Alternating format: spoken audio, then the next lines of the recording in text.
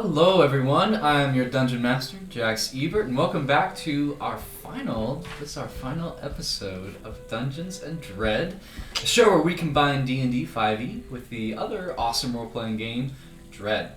Once again, and throughout this entire series, the sounds you'll be hearing tonight and you have been hearing in the background, created by Michael Ghelfi. He runs the channel RPG Sounds and Ambience here on YouTube. His content is really well made, so please support him and his work. Links to his channel and Patreon are in the description below.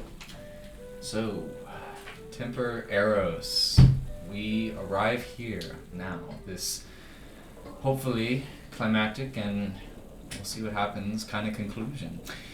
Last we left off, after making your way very swiftly from the quiver, watching as your fellow temporary allies in the fletching, you watched as an assault began to be made by these apparent flayers of the mind, utilizing these corpses of the formerly dead, began to assault the fletching's quiver, the kind of hideaway that they had. You, with the help of Nibs, were able to teleport away and into the further north elven settlement of Tendanshua, and hopefully to find the temple, which resides at the base. Making your way through this rather massive tree kind of forested neighborhood, where the trees themselves were these dwellings. You investigated one, and upon apparently disturbing something, you quickly made your way through the village and settlement as you noticed something began to stir, whatever it may be. You didn't stick around to look at it. You decided to rely on speed rather than hiding and or fighting, making your way quickly out of the settlement around a very kind of steep cliffside, and made your way down into this kind of almost crater-like valley, at the base of which you eventually arrived at this strange kind of temple, Altare, as it is called, or as Rendralian informed you, the Starfall Temple. Upon approaching, you came across a small statue to some type of saint, Winchester, holding up some type of weapon, which you took. The weapon you found made a really large booming sound, which attracted these strange creatures, these apparent spider-like brains that approached you. You dispatched them quickly, and using the card and information you had from the arrow that you retrieved, you made your way inside this temple, made with a very smooth material, which even you, Jareth, could not quite determine what it was or what it is. And having to, as you make your way in, Jareth, this curse seeming to come out of you, as you apparently are now a lichen of sorts, or this curse somehow has taken hold of you. Your friends managed to subdue you and get you inside, out of the light of the full moon. You revert back to your normal self. As you all entered, you felt an intrusive presence coming into your minds, inviting you in and sending out this kind of aggressive warning. As the doors close behind you with a kind of swishing, clicking sound, you are left in darkness. There's a smooth path before you. The walls slanted in a bit slightly as you are inside this temple now. Gajil, Jareth, Vale, what is your plan? What do you do? You said it was dark in here? There is no light. There is no light at all. It is completely dark. There is no light. Okay. Then what I'm going to do is I'm going to get down, I'm going to pull out my hooded lantern, and I'm going to light it, and then I'm going to make nice little bit of light for us. You let out this light, and as you do, you see your silhouettes kind of dance on the ceiling and on the walls around you. As you can now see, you see that this tunnel, again, made of this smooth material. You notice that there are panels, about 4 feet by 4 feet, square panels where these connect, It looks almost seamless though. No tool marks. No. They all seem to just kind of fit together. This structure. It continues in a hallway before you, and you notice there's a bit of an opening, about 30 feet down, and that's about as far as the light reaches currently. You have to move in this direction. All right. I guess. Do you know what they say about halls? And one-way halls, especially. There is only one way. You know, if I wasn't nearly shitting my pants, I think I might laugh at that. I'm going to be honest with you, I'm only being funny because I'm using it as a coping mechanism for the terror I feel right now. I guess we should press forward, I think. That seems to be the only option. As you take out your great axe, Jareth, and begin stepping forward. As you continue down this hallway, your footsteps echo down this metallic floor as you make your way forward. As you go, you can't help but shake this slight tingle in the back of your neck, as though someone or something, this presence is pervasive around you. You can't help shake the feeling that you're being watched. As you rub your temples, still a bit, mind a bit cloudy, a little bit of a headache from whatever it was that tried to invade your minds. As you make your way forward, you notice that the room kind of makes a bit of a circular kind of like landing area. You see before you, off to the right and to the left, there are openings that appear to be hallways that continue. And directly in front of you in the center, you notice a kind of smooth cylinder with apparent, you look and there's indentations, almost looks like a ladder leading up, and you see around past it, there's another hallway. So there are 1, 2, 3 hallways on the ground floor, and apparently one ladder-like space that continues upward. Well, gentlemen, are we doing up or are we going the other ways? Well, I'm gonna kind of just look around, kind of really try and... I think I know where to go. I want to make a history check and see if I remember, because I remember this is like it has a facade. I think it had like a steeple or a temple like top. Mm-hmm. I want to remember if there was like a window up there. If it looks like maybe this goes up there, but sure. Let's see what happens. While he does, I don't. It is a 3. While he does that, could I just like peek up the ladder just to kind of like see what's up there? Sure. You peek up and go ahead and make a perception check for me, could you? On disadvantage, yes. So you want me to see an eye? All right. So I don't notice anything. What did you roll? I rolled 1. A 1. Looking up, you can't help but you keep glancing behind you, Gachiu, as though there's something. You know there's nothing behind you, but you just keep glancing, and you don't get a good look up above you currently. Jareth, is there anything you'd like to do as these other two are kind of looking around the space? I'm just going to wait for them to make their decision because I'm a little freaked out right now, not in the decision-making mindset. Mm-hmm. Well, I don't know. We could stay on the ground floor. We could always come back. It is easier to go back down a hall than go up and down a ladder, but not by much. How are you all feeling about going down a hallway? Let's just go over with. Yeah, I agree with Jareth. Let's go down a hallway. Let's pick something. Okay, let's see. So Wylde is going to just put his finger out and pick a hallway. We're going down the right hallway. Alright. As you make your way down this hallway, you continue down this path. It's a kind of this one, you notice now, this hallway, it's a bit more circular, almost like a long tube that you make your way down. You can walk about 2 abreast going down this hallway, but that's about how wide it is. And as you continue, it goes down about 30 feet or so, and you notice that it opens up into a chamber.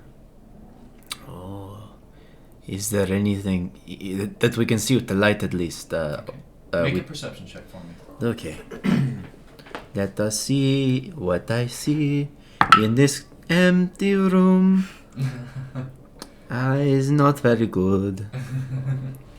They say is a 10. 10. Looking into this room, you notice that the wall kind of curves this way and then appears to curve around. You notice that there are indentations on this wall, floor to ceiling, and as you go up and you touch them, you notice that there's indentations almost like it's been marked. Mm. And as you rub it, it goes all the way up the length of the wall, and the wall goes up about, I'd say about 10 feet or so. And you notice it goes all the way up from the floor to the ceiling. These indentations almost, make an intelligence check for me, Vic. Okay. To follow up that perception. That's a nat 20. I mean, the other dice are cursed. As you feel this, it clicks in your mind. You take back out the key card that you had and you rub it, and you note that whatever you used to get in here, the similar kind of indentations on here also match this wall. And you gather it's almost like a language, like hieroglyphs, for us out of game, almost like hieroglyphs. As you rub your hands over it, and you note it kind of curves around, continuing. If you follow the wall, it wraps around, and you note that the chamber's not that large, but there's just these curving walls that make about 2 snaking kind of turns, and then it just kind of ends. And every wall in here is made of this kind of same metallic, the material doesn't change, but there's just these beautifully carved, again, this like writing, almost like hieroglyphs, as you rub your hands against it. Do they make any discernible shapes?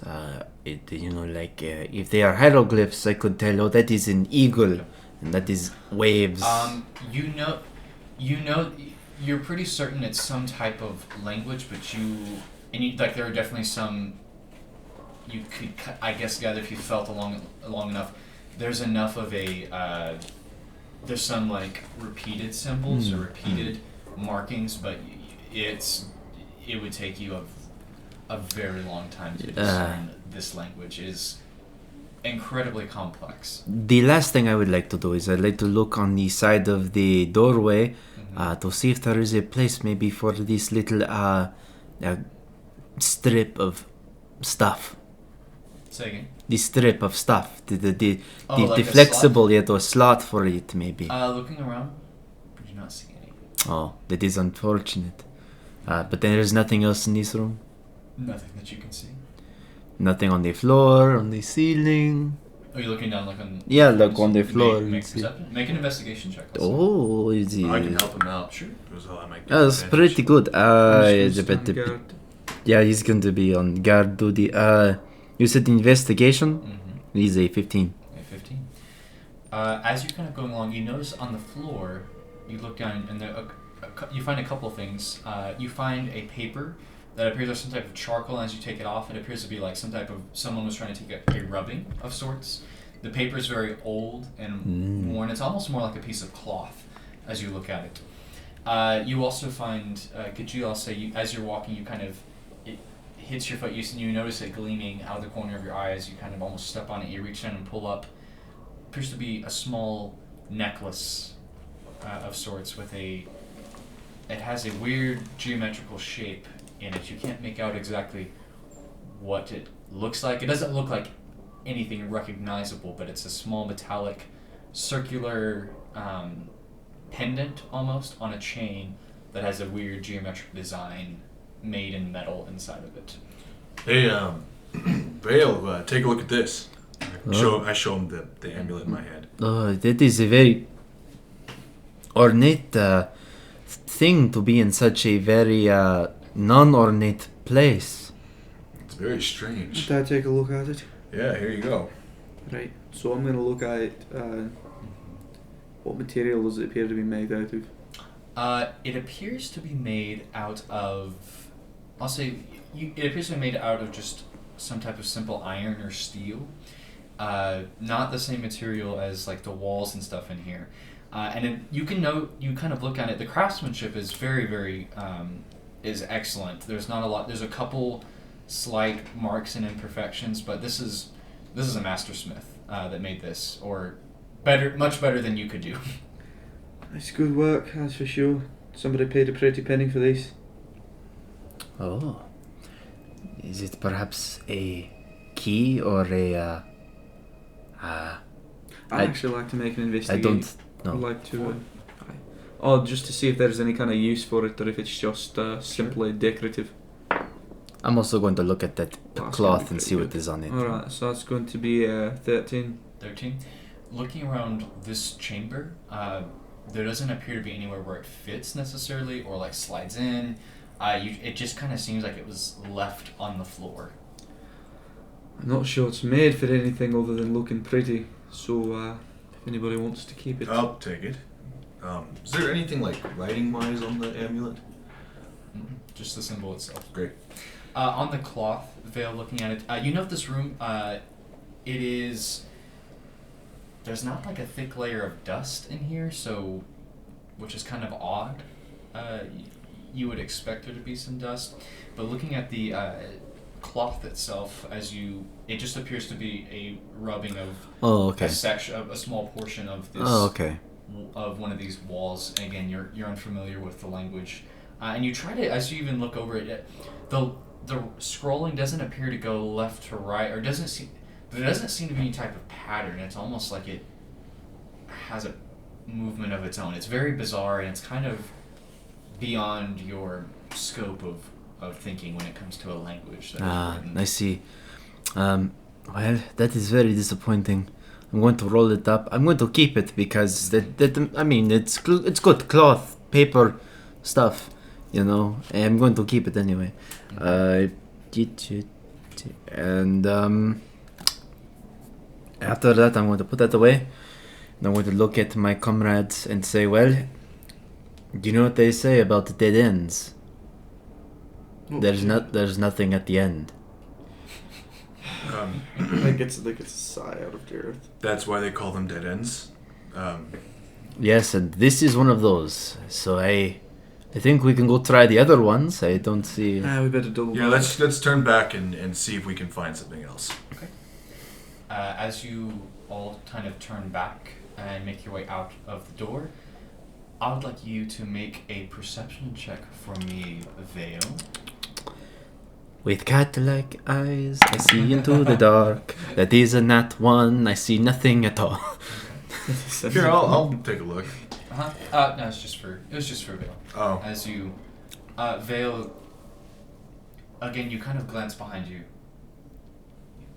Just kind of out of instinct almost, as you shake it off and make your way out, back to the central chamber.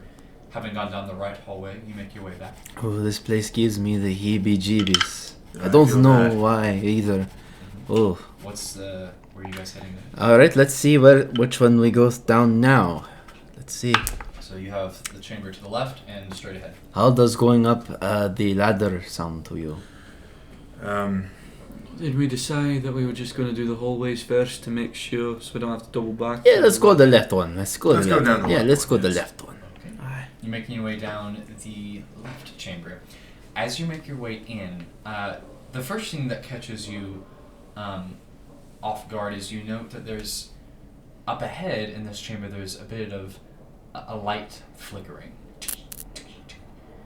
So you can see that coming up ahead. You also note that there's the previous kind of tunnel that you went down. You noted that it was wide open as you walked in, but this one appears to be, there's like slats coming out, almost like doors that appear to be halfway closed. There's an opening wide enough for you to slip through. One person, you have to go through one at a time. But it appears like these, almost like doors are like half open as you make your way towards it, and you note there's a flickering of some type of light inside. I'm gonna kind of give an arm to kind of stop our companions. Mm-hmm. And what will happen is I'll kind of silently point at Jareth, I'll point at me, and then what I'll do is I'll point at one side of the door for Jareth and myself at the other side of the door, and then I'm going to point to, well, my one eye and representing two eyes with my two fingers and saying, like, look, let's scan in there first, not saying anything. Okay. All right. And then I tell you to stop watch as well. So you'll be able to attack anything if it comes out. Okay. And we'll get anything we see. All right. So. All right. Okay. Let's do it. So we're going to very cautiously investigate what is ahead while we So should we all creep make forward. perception checks? Sure. All right. If you want to make a perception check, you can. I'm going to do Oh, that. Okay. Yes. All right, not bad. Are you guys kind of Scooby-Doo peeking through the door? Yeah. Okay. Yep. Yeah, okay. Yep. Do-do-do-do. As you Dun, glance dun. inside, you see, Jareth, even with your human eyes, you can perceive in this room as there is a couple of light sources. You note there is a very dim kind of reddish glow that is in this room, and you note that there is some type of ambient light coming from above. You also note that there is a kind of, and you know it's almost like, it reminds you a bit like lightning striking, and you see like it appears to be almost like sparks, but not like from an ember from a fire, but like lightning. If lightning could spark, you're unfamiliar with it. You haven't seen this. It's Well, like an yeah. electrical. For those out of game, it's like an electrical wire that is sparking. Your characters don't know what the heck that is, but you see these sparks from not too far from it, straight ahead. This room is almost it's a little bit kidney shaped. You note along the backside, you see what appears to be 6 almost like incline. Think like an incline bench press. You see like 6 of those laid out. You see what appears to be straps that go across them, and you see these weird like almost it looks like devices that are set above each of the kind of seats, and you see it looks almost like a ghastly type hand, circular, and you see different tool. Jareth, you would notice them as tools. Like you see one is like long and slender, one is like a bladed, one is almost like a little bit like a saw, another one is just like a corkscrew type thing, and the last one is like some type of like saw-like blade apparatus. It's like a bunch of different blades all above it. It looks And- like a bonsaw's tools. And you see they kind of sit above the seats, and you see off to the left, you see that there appears to be like shelves, and you see there appears to be jars that are on them, most of them shattered, but there is one unshattered jar, and you see, and it appears to have something in it. And along the center of the room, you note that there is kind of it's a bit disorganized and wrecked. You see what appears to be some type of mechanism that is toppled over, as well as you see, it almost looks like, you can't tell if it's like bones or like a pile of like weapons. It almost looks like just a pile of stuff in the middle. You'd have to go closer to investigate. But that's what you see again, this like kidney kind of shaped room, the benches on the back side of it. All right. And it's very dimly lit with that red light, and then the sparks coming from off to the right from some weird apparatus. Oh. You guys have seen this, you're kind of, it's like looking into you're not sure what, it's just you've never seen anything like this before. I'm gonna look at Gajil. I'm just gonna kind of nod and motion forward. I'm gonna round the corner and see what's inside. Okay. As you look inside, around to the left, you see along the other side of it appears to be about 3 more of these benches. Jareth, go ahead and make a history check for me. Aye. Oh yeah, that's gonna be over a 20. Over 20. You've never personally used one. You've heard talk, and you've definitely seen or heard about using sometimes captured prisoners being tortured. It's a torture rack. This is reminiscent of that, but very different and more advanced, you would say, than anything. And the way it's placed, it almost looks like, if, like usually there's something just to tie someone down, maybe, and you work on the appendages and move in. This appears, the way it's set, it's almost like it's set above the individual. So it's either a really tall individual and also appears to work around the head or face of some sort. I bet he's going to take a second to take it all in, and I don't know what's going on in here. This is one hell of a weird church. Seems like they're torturing the parishioners. I'm going to kind of just peek my head in. I'm going to look around. Okay, so Jareth, you are in the room. You're peeking in by the door. Yes, you I would have followed in with Jareth. So Yeah, by once he's Okay. going in, yeah. Okay. As you guys step into this room, what are you doing, Jareth? I'm just standing in the. I'm actually would be going towards one of those, one of the benches just to look at it. Okay. You go as you step forward. You glance at it. Go ahead and make an investigation check for me. All right, that's gonna be a 17. A 17. As you glance at these benches, you notice that behind them appears to be.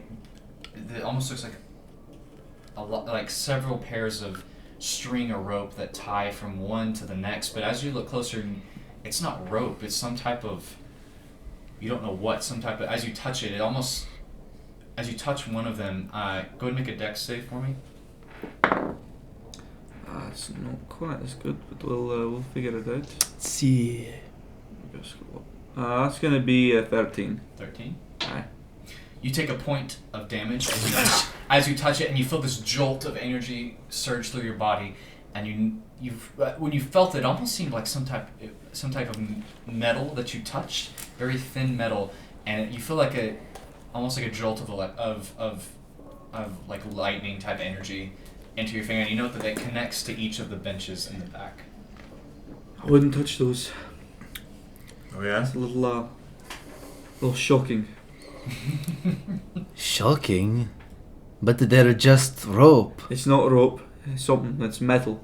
It's like if somebody was making wanted to make a rope out of metal. It'd take too long, too much. I mean, it'd be strong, but it'd be too much resources.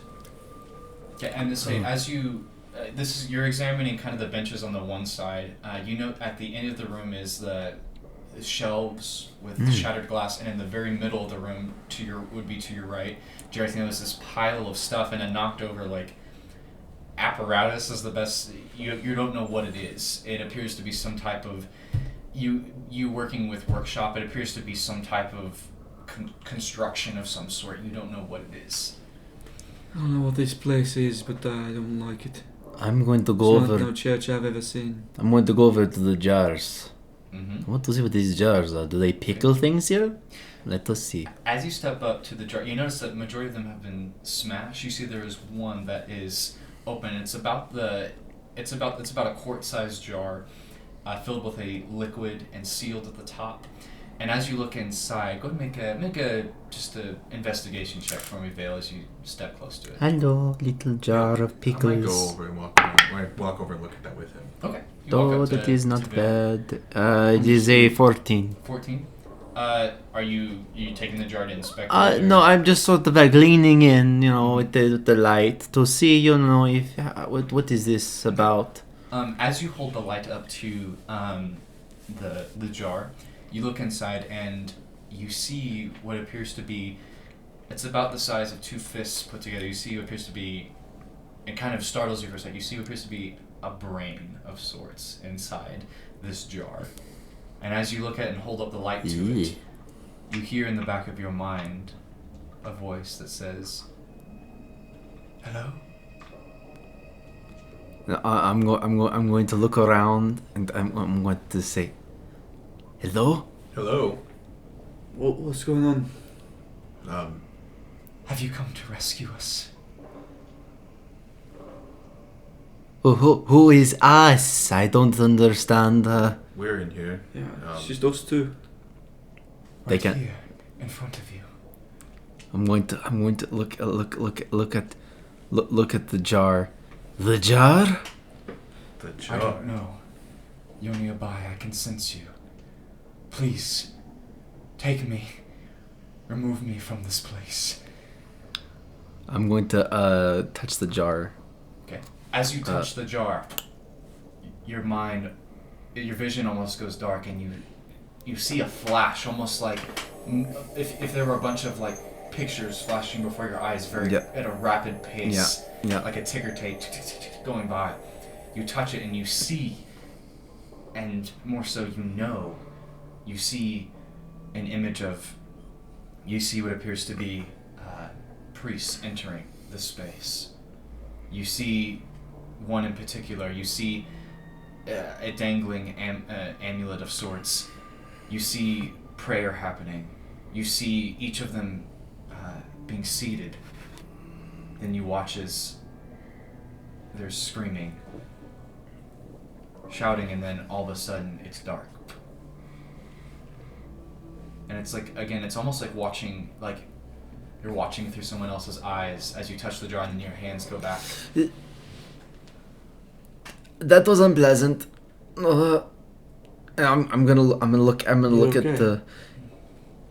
I think this speaks. The jar speaks. That makes no sense. I'm gonna look at the jar just really close. I think it is what is inside the jar that speaks. I'm gonna step close to it. Like, We're all walk over going to and- get close to the jar. Okay. As you all get close to the jar, you all hear again, kind of like an audible voice almost. You hear saying, "Oh, there are more of you. Good. All right, I don't like that. Where is it? Where's it coming from? Please, I think it is the jar. don't leave Break me." it, kill it. No.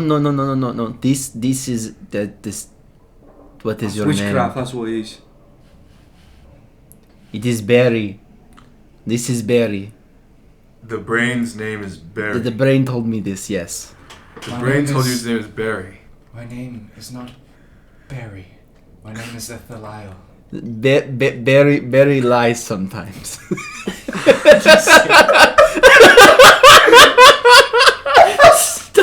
I'm trying to say We're cutting this in post.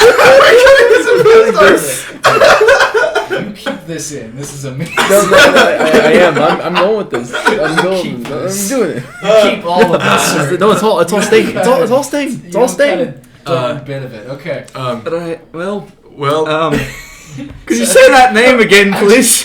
I just picture bury the brain. I'm glad you got it. Okay, hold on. Alright, breathe. Everybody breathe. Okay, so as you say this, you watch as in your have you stepped away from the jar, Jareth? Or are you Just a still- little bit. I'm like Okay, I'll say you're back. still being nearby as you all see almost like, again, like if you close your eyes and you could visualize, you see the image of a figure, a tall elven figure, very similar to Rendralian, that kind of tall, elongated, alien-like figure with ears not quite as long as Rendralian, but larger pointed ears. You see a rather friendly face, a smile. You see it almost like it's looking at a reflection in a mirror, a long kind of flowing white robes with a kind of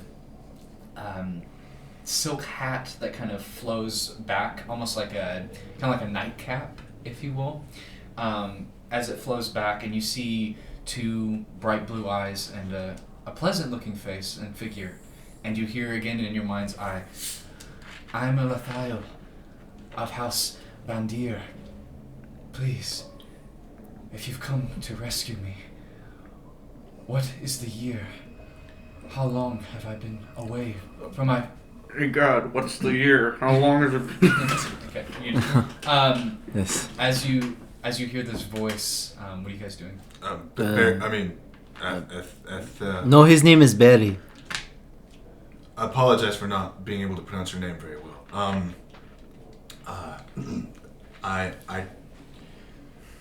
I don't know how to break this to you easy. But You're a brain in a jar. yes. Oh. Describe it for me. Well, you're in a glass jar. there's some liquid in the jar, and you're a brain, and you're sitting on top of, I think, what is a shelf, in a very ominous-looking room. Next to me is a nice cat fellow. His name is Vale. Hello. Next to me is a nice human folk. His name is Jareth.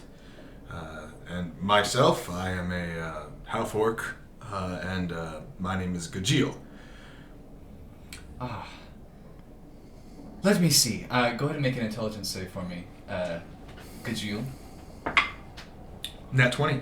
Okay. As you feel this kind of presence invading your mind, and you kind of take a step, you step away instinctually, and you no longer hear this voice. Vale, you hear, as you were so close to the jar, voice, "Ah, I have lost one of you. Let me try with you," and I need you to make an intelligence save for me, Vale. No, Barry, do not do this to me. Yeah, let us see. I'm not. It is a 12. 12. You guys watch as Vale kind of he shudders for a second, then his arms go slack, and you watch as Vale turns and looks at you, Jareth, very intently, then looks at Gajil very intently, then looks at the jar, and then Vale reaches up and kind of touches the jar, and then steps back, and then you watch as he shudders again, and Vale, your senses return to you. That was unpleasant. What just happened? I think Barry violated me.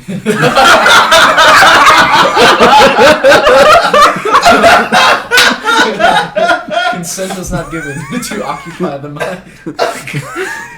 Oh my. Bury the brain, man. Okay. Now listen here, Barry. I will take you with me, but you cannot do that again. Forgive me. The sharing of thought is very commonplace here. I was not aware of your culture. Forgive me. My culture is being alive and in the body. It's not. I appear to have been deceived. I thought I had ascended, but it appears I was merely fooled. Yes, you were placed in a jar. What do you mean ascended? What were you thinking you were supposed to do? Yeah, what's all this about? Well, as a acolyte of the knowing, one of the final rites of passage is to truly know, is to ascend to a higher place of thought, beyond the mortal realm, beyond mere mortal bodies. It was painful, but I thought I was thrown into darkness, and I've been awaiting the light, the illuminating of thought. And you all stepped in. I thought perhaps this was it, but it appears I was wrong. I'm sorry, my friend. My body. Do you know where it is? I'm afraid to say I don't know. I don't see a body in here, do I? Make a perception check. I'm gonna actually look for a body now, like specifically. Yeah. Alright, that's going to be a. That's gonna be a 18. 18. Yeah. You do not see any bodies in here. Okay. Although they're looking, if you look towards the center of the room, you notice that there does appear to be some type of. There's some type of, like, again, this apparatus it appears to have toppled over in the center of the room. It appears like a metallic body of sorts. You're not familiar. That's about the only body you could see. I'm gonna go look at that. Okay. So I'm gonna go and I guess try and ascertain exactly what makes it tick. Is it a suit of armor? Is it Make an investigation check. some sort of homunculus? Oh, wow. Okay, that's gonna be a 19. 19. Investigating, it appears to have the limbs, and it appears to be a metallic like body, like almost like a suit of armor that had joints, if you will. You know, it is made of a similar material to what the walls and floors of this temple are made of, and you note it doesn't have like a head necessarily, more like a weird like twisting of like metal that kind of twists up towards the top. And as you kind of are looking it over and as you touch it, you feel a jolt leave your hand almost, and you watch as there's a small flash of light, and you watch as there's a bit of a creaking sound. I'm actually going to jump back. And you watch as one of the limbs kind of moves, and you see sparks coming from the exposed top. It almost looks like there's no, like it's like there's like a neck with no head. And you watch as there's like a creaking sound again as the arms, you watch as it kind of shifts in place and stumbles around a bit.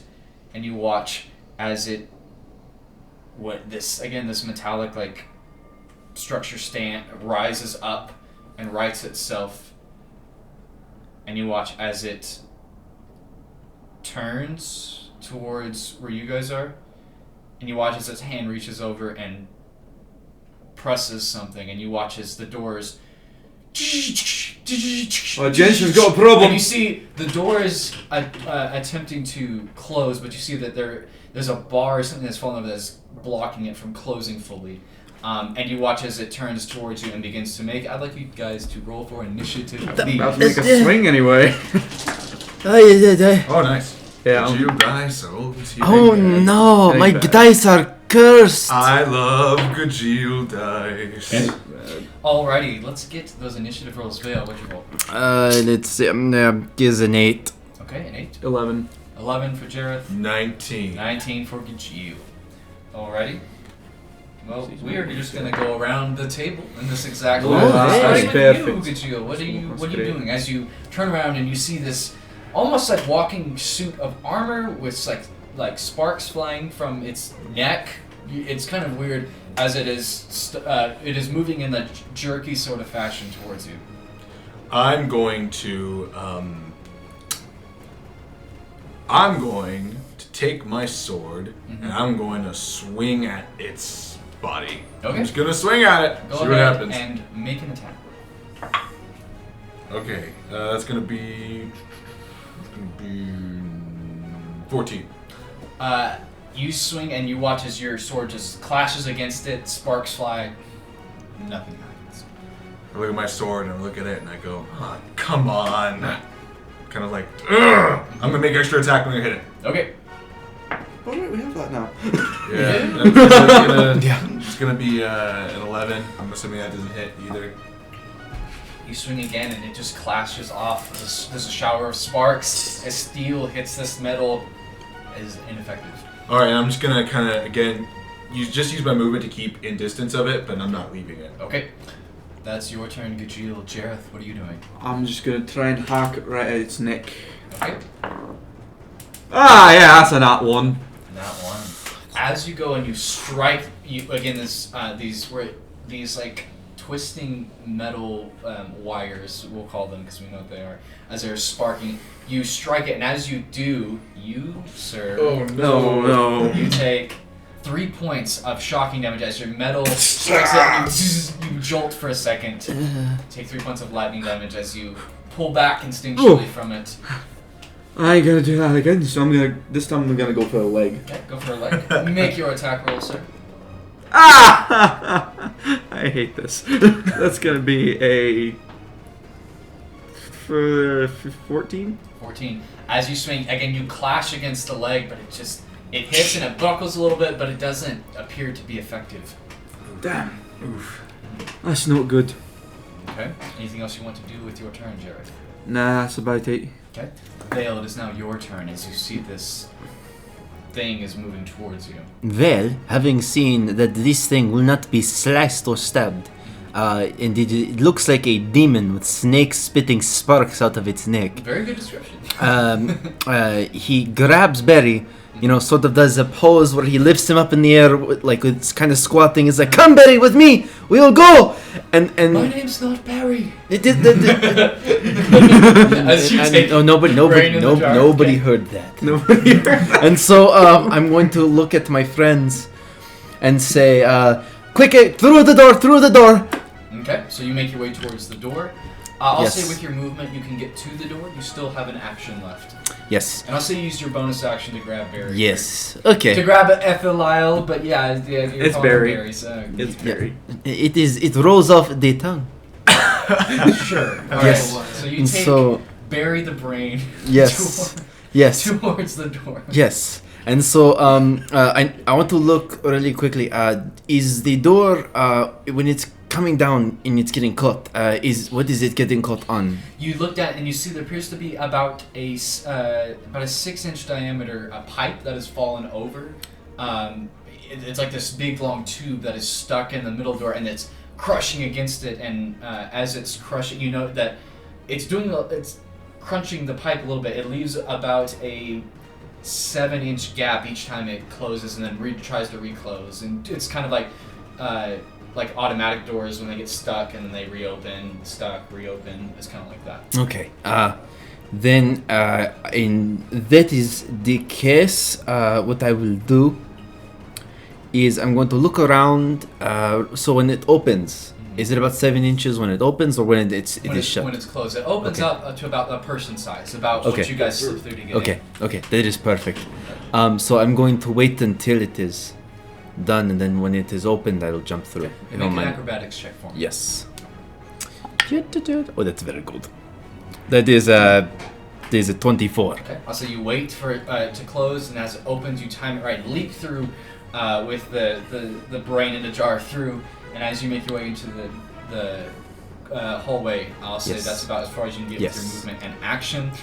It is now the kind of metallic creature's turn.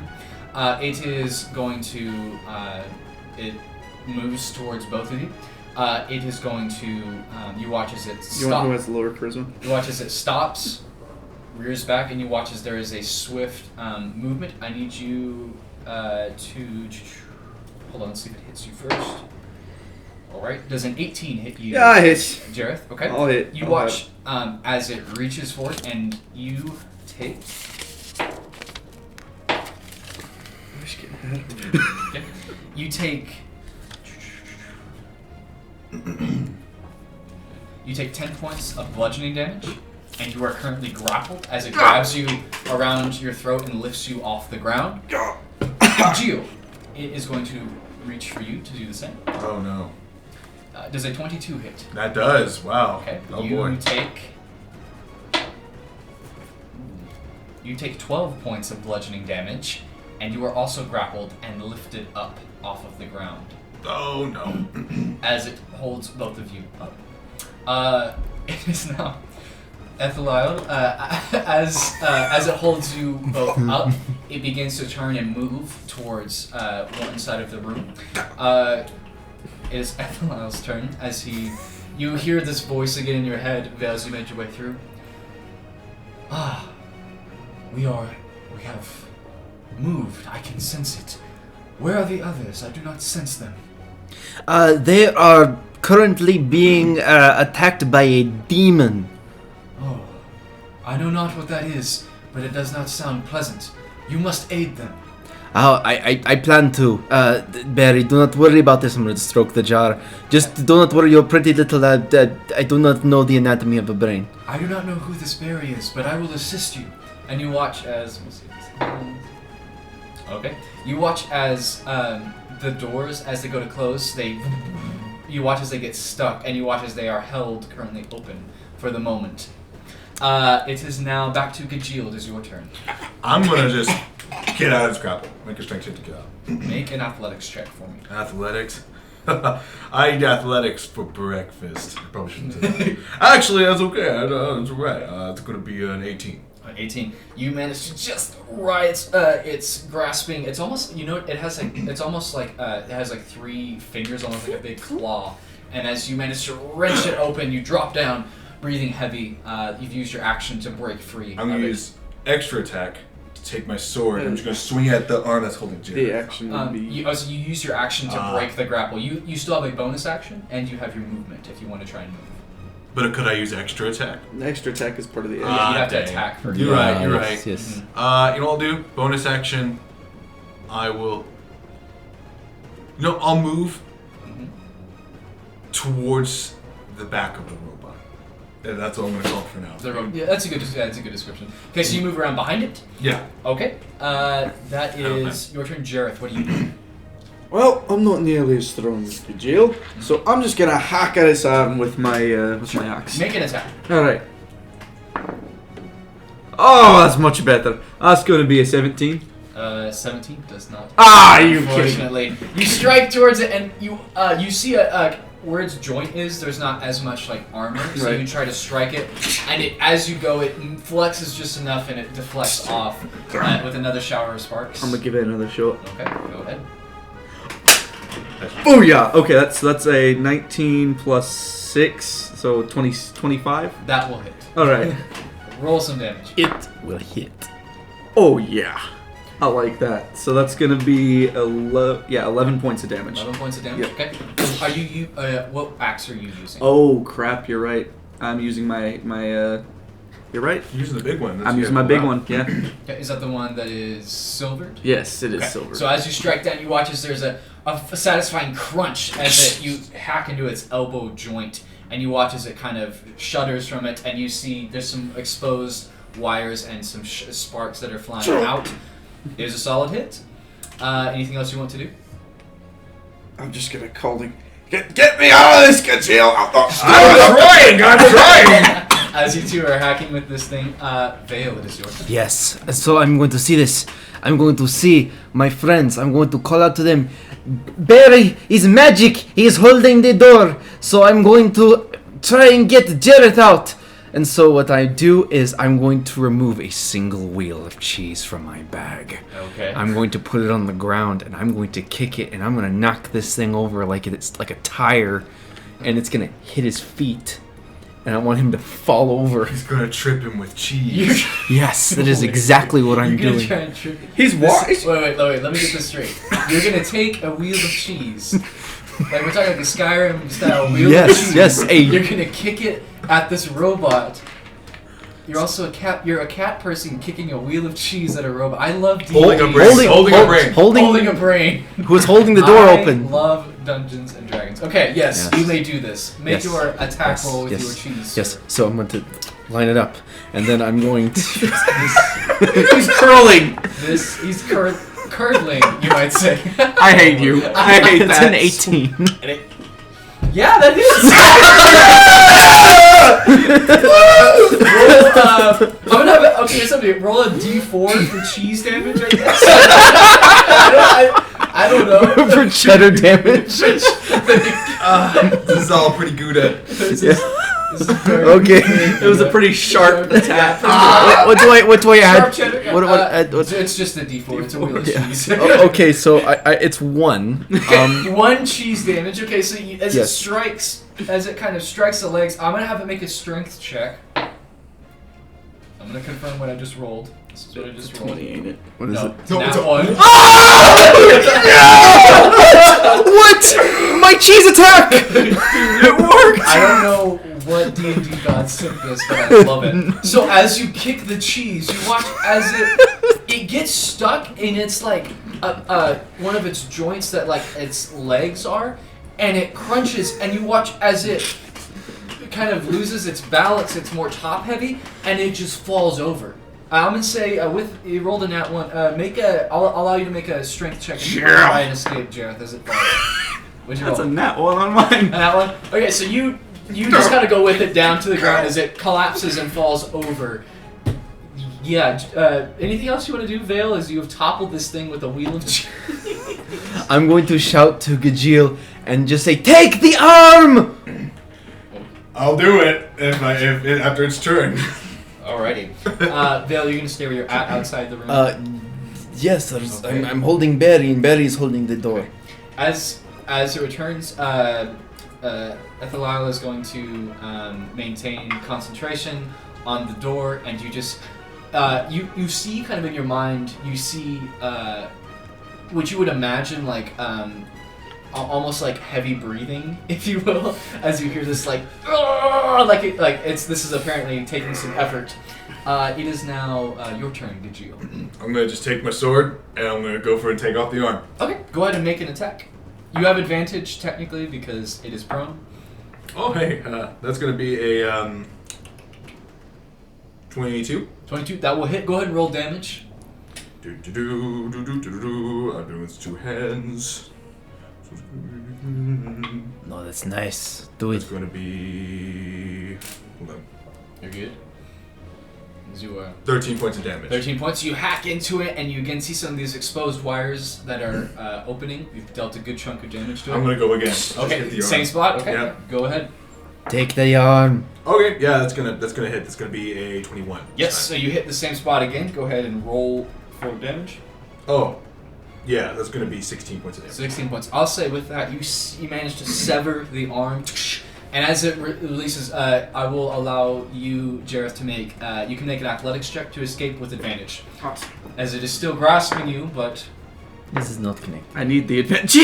I just rolled the same number no. twice. It's 9. 9. Okay. So, okay, is there anything else you want to do in your turn? Oh no! Sorry. I forgot I have. Sorry, that's going to be a 12. A 12. Okay. You don't escape, but I'll get back to it's your turn. Gio, is there anything you want to do at the end of your turn? Anything else? You have your movement and a bonus action.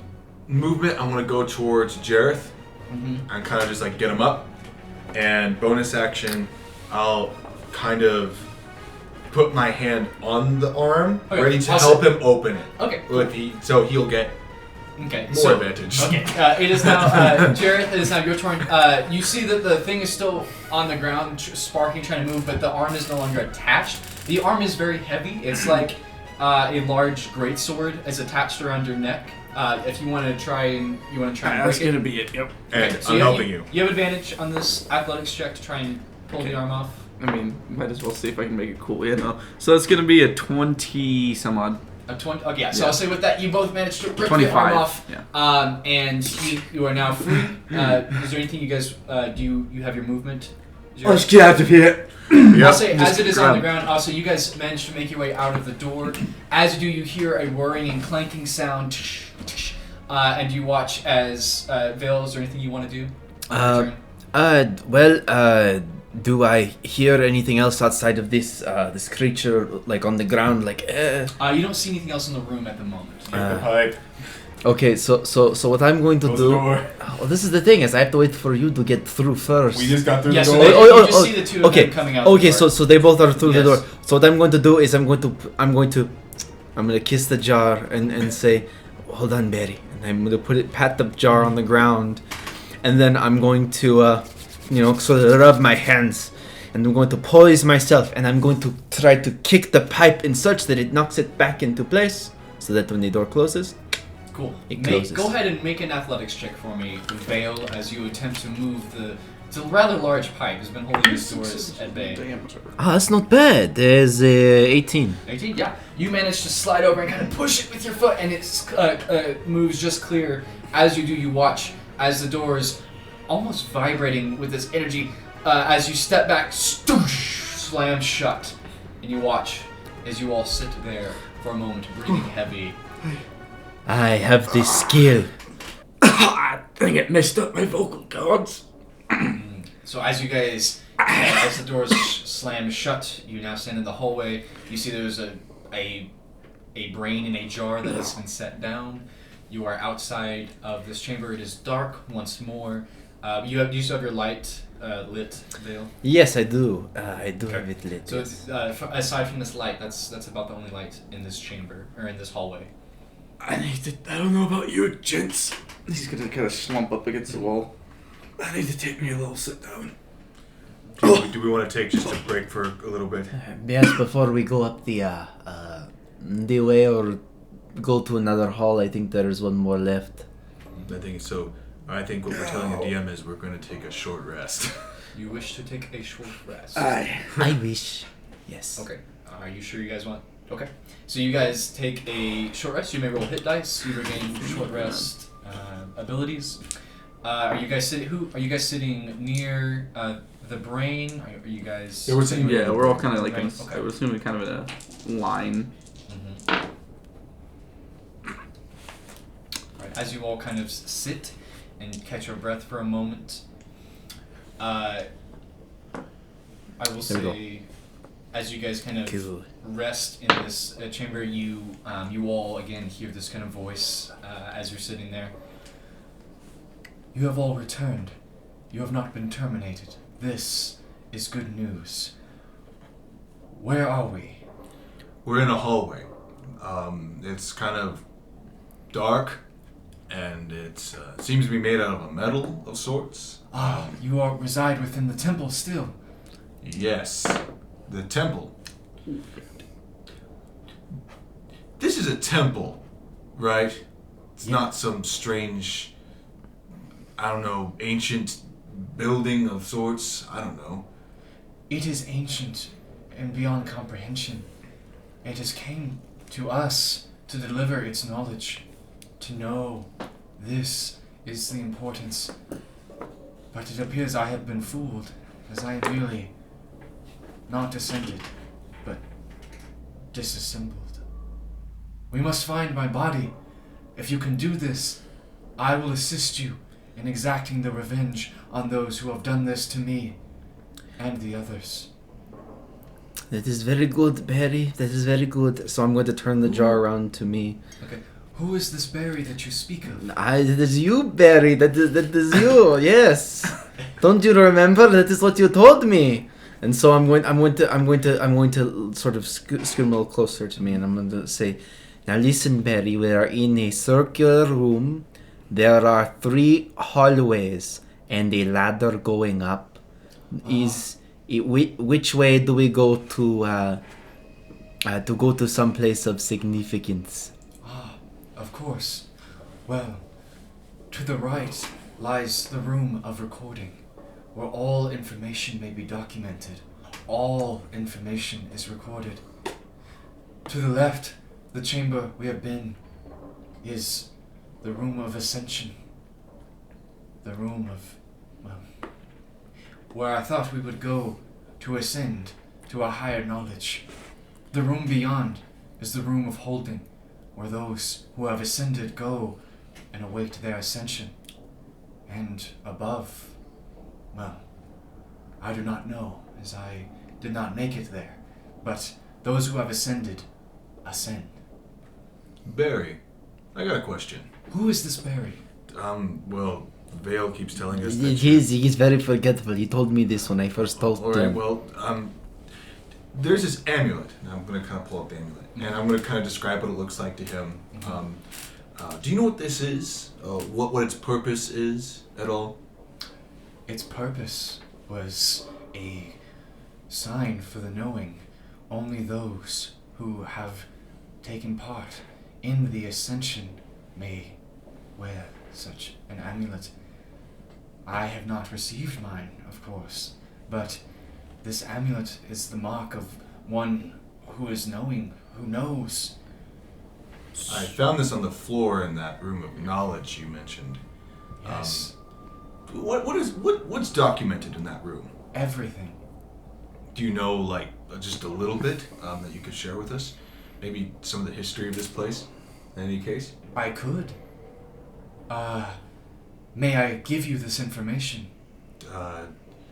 Yes. Okay. As you say this, you again, like multiple pictures begin to flash before your eyes, and you feel like your head suddenly you feel almost lightheaded as this whir of information blurs past your eyes and your face, Gajeel, as you see this like ticker tape going by, picture after image after image after image, almost like memories, like recalling a memory going by. You see, what did you ask for specifically? Just like a history of this place, like kind of what it is. You see, like legends, tales. You see first a starry night sky, and then you see a bolt of light that appears to ascend, and then a crashing sound, an explosion, and you see this crater that you descended into a flame, and then it is out, and then you see a gleaming structure, the temple, at the end of it. You see a group of, in silhouettes, you see what appear to be elves approaching the structure. You see the doors opening, and you see a brilliant light shining out of it. You watch as these elves fall to their knees and hold up their hands, and you see this figure. You hear this booming sound, very similar to what you fired, or the stick you found earlier, a very similar sound. You see a figure holding up this staff of sorts, and you see it goes dark for a moment, and then you see it's a clear day, almost like a new spring day, clear skies, and you see you see these elves in these flowing white robes with these silk hats teaching, and you see them with books, and you see them almost like they're dispensing this knowledge to those around them. You see structures being built, and you notice it's Altare being built, these massive tree structures.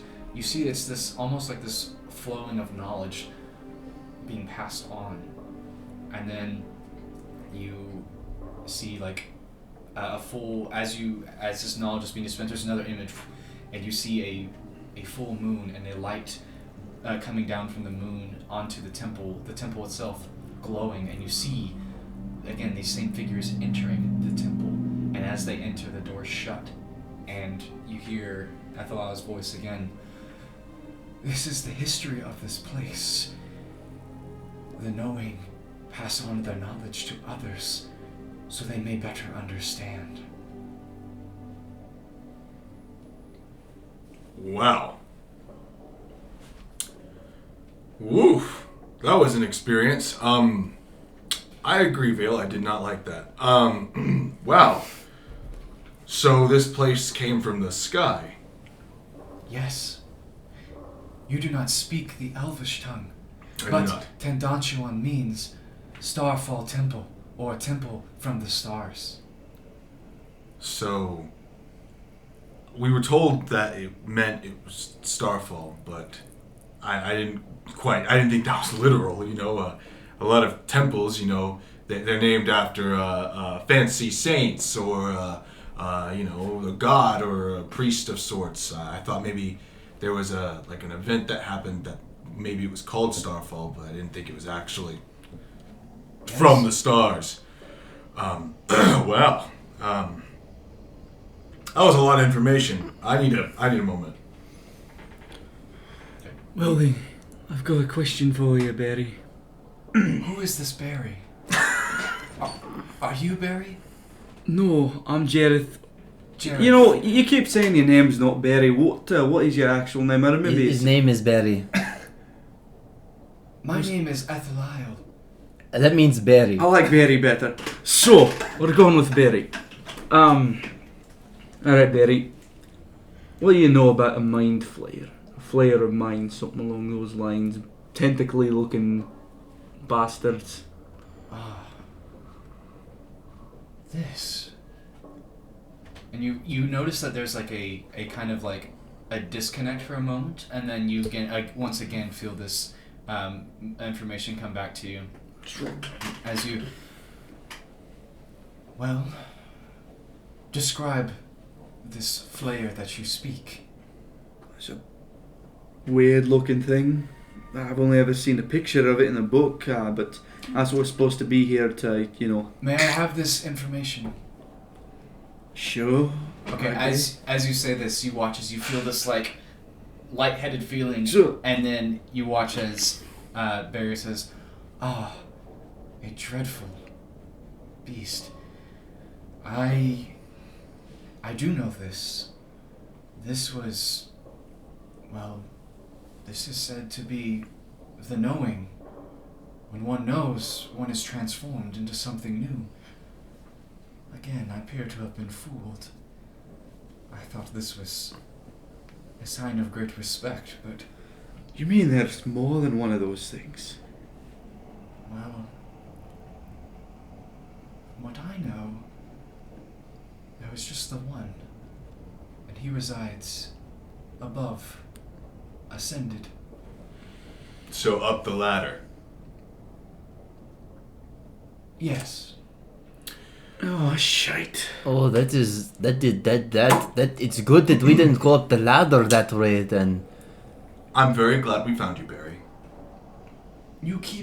You're referring to me as Barry. Yes.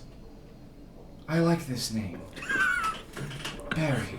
I told you, he is remembering now. Very well. You may call me this as a given name. I am Etheliel Barry. I think it suits you very well. If you want us to look for your body. Yes, and I need my body to return. I must exact vengeance on those who have taken and dissembled me. I completely agree, Barry. So this is what's going to happen. You said that there was a room straight ahead. Yes. The room of holding. Yes. Maybe, potentially, Yes. your body might be in there. Yes. Why don't we go into that room and find Barry's body? Take me there. Let's do it. I'm feeling much better than I was. Yes, I can. I will hold on to Barry. I'm going to pick up the jar. I will hold on to the jar. Okay. I'm going to use my axe to stand myself up. Heft it all, into my hands. Alright, boys. Let's move. Alright, I'm going to hold my lantern and I will go first since I have the light. And the Yes. And the berry, yes. Alright, so Yes. we'll move into the Alright. hole. And I'll kind of, I'll do, actually, I'll take point with the shield and the sword. If anything comes at me, I got the shield ready. You know what I'm saying?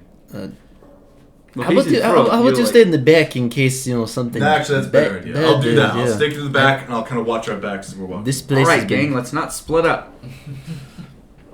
Alright, so that's what we're doing. Okay. Yes. So as you make your way back to this kind of central chamber, the circular kind of room with the ladder, you look and you see, again, there's an opening across the way that a hallway you can head down. A long tube-like hallway. We're gonna go to the one going straight down Okay. to find Barry's body. Okay. You continue down and you come to the end and you see that there is a closed door. Barry, you can open doors, right? I can. Where is this door? It's right in front of us. Does Bring me the, close to this door. does the door have a slot like the beginning? Make an investigation check. Let us see, before Barry has to strain his poor little medubal oblongata. Very well. He said it was investigation. Mm-hmm. It was a 13. Looking, I'll say with that, there's not a whole lot. You have your light as well. There is a slot, very similar to the very front door. Oh, okay. So I'm going to put the lantern down, going to pull out the thing, and I'm going to just slip it inside and see what happens. Okay. So as you slide it inside, you watch as the doors slide open, and you see a very similar. This room is lit in a similar way to the previous room with this kind of low red ambient light from above, and you see glowing also on your right and left. You see what appear to be six tall, about, I'm trying to think, about 3 feet in diameter tubes, these glass tubes that ascend up to the ceiling, and they appear to be full of a liquid. And as you look inside, they appear to be faintly kind of glowing. They all appear to be empty, except at the very end, where you see a very, very long and slender-looking elvish form that resides within it, kind of back-to-tank style as you look. And you note that each of these has a faint bluish kind of light that illuminates each of these tubes. I'm gonna tell Vale, I'm gonna look to Vale, I'm gonna say, bring Barry close to that one. Maybe he might feel something. Okay, I'm going to take I don't the... know. Okay, Barry, jar to jar, see what is up with As this. you do this, you watch as there's a moment, and you watch as the body kind of jerks a little bit, and you watch as it kind of it appears to kind of just like jerk, and it's a little comedic for a moment, but then you watch as the body kind of begins to move in a more fluid type way, and it kind of floats up, and you watch as it climbs out, and Oh, that's weird. you watch as it stands down. You watch as the eyes are closed to all of this, and then you watch as the eyes open and look, and you see what's really creepy is you see at the very front of the brain is a large, about a 3-inch diameter hole that is there, and you watch as the body kind of splashes around this fully nude elvish body before you as it stands there, and you watch as it looks at each of you and then it reaches towards you and holds out a hand. Does that look like the berry that they put into my mind? You're not certain. No, I want to do a history check to see if they remember. What do you mean? I want to remember if this looks similar to. Oh yeah, Yes, we did see him. He does. He gave- Yes. he Okay, gave- sounds like we okay, saw him. Okay, Oh, okay. I didn't understand. Yes. Yes, it looks Yes. very similar to the berry. It is okay. I have an accent. Okay. It takes you watch as he holds the brain and takes it, and the you now see Barry holding his brain in a jar, speaks to you and says, "You have returned me to my body. Thank you." Barry, do you need us to? Do you want some Do you have clothes like, there, do you have like Lord? do you need anything for that? Trying to avert our And you watch eyes. as he sticks his whole finger I inside. can't and stop it's looking like, at it. As he sticks his finger inside, it says, "It appears this is how they removed my mind. It's very strange to look at one's own mind. Well, we must exact vengeance on those that did this." Yes, but here, and I'm going to take my blanket and I'm just going to throw it at him. Yes. And it's just like, I don't care if you tie that as like a Watch skirt as he or catches it. a toga. I don't want to see this lower portion. Do you want a weapon of sorts? I do not require a weapon. Thank you. Oh, okay. I'm sorry. It's just that I can't stop looking. I can cover it if you give me something to cover it with. I'll give him my headband. Okay. So he takes your headband and he ties it around the hole, and he ties your blanket around him, kind of like an apron. Like and he's just holding his brain in the So jar. he's just bare. and he's just holding it. He's like, very well. And you notice he's about how tall are you again, Gajil? 6 feet. Okay, he's almost he's about half a foot taller than you. So he's about 6'5", 6'6". He's a few inches taller and very lithe. Not quite as tall as Rangelian, but still a little bit taller than each of you as he kind of stands there. Very well. What is the next course of action? I guess to Guess we go up kill the those- thing that did this to you. Very well. I guess we're gonna go up those I stairs. warn you, its influence is very progressive and assertive. Be on your guard. I'll be straight with you, lad. Ain't much he can go for here. I punched trees for a whole 3 days. Nothing can get through my mind as easily. You are special case, Barry, because you are in a jar. I will say I once chucked a whole barrel of corn. That took a lot of resilience. That does it. It's very, very heavy. A whole barrel on its own is very heavy. I was talking about the patience of doing it. He shucked the cone. Oh. I do not know what this corn is, but I'm sure it is quite impressive. If we get out, I'll show you. Very well. Okay. All right, let's Let's make our way up that ladder. Yeah, let's go up that way. Are we ladder. are we ready to do this? Do you need help, Barry? Because you do not have a bag. Can you go up the ladder with one arm? I should be able to. Would you like a bag for your mind?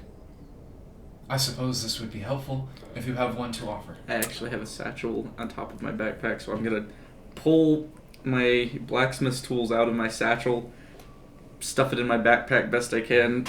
I'm just gonna hand him the satchel. He takes the satchel and he places his brain in the jar and slides it over himself, and he kind of stands there and he kind of looks at all of you. Very well. Let us embark. All right. So I'm going to go, and I'm just going to lead the way since I have the... Would you like me to lead the way, Vale? Again... I guess you could this time. I mean, we're just going back in the room. I know we're... I'm talking when we go up the ladder. Just sure. Let's do that, yeah. We'll drag up the rear then. Right, so Vale, actually there's 4 of us. Where do you want to be, Barry? We're not used to having a 4th member. I will go wherever you wish me to go. Let's put Vale. How about you stay behind me, and Barry is in front of Jareth. No, Barry will be at the end. He is unarmored and doesn't have a weapon. No, I'm going to tell you, whoever is underneath him will not have a very good time.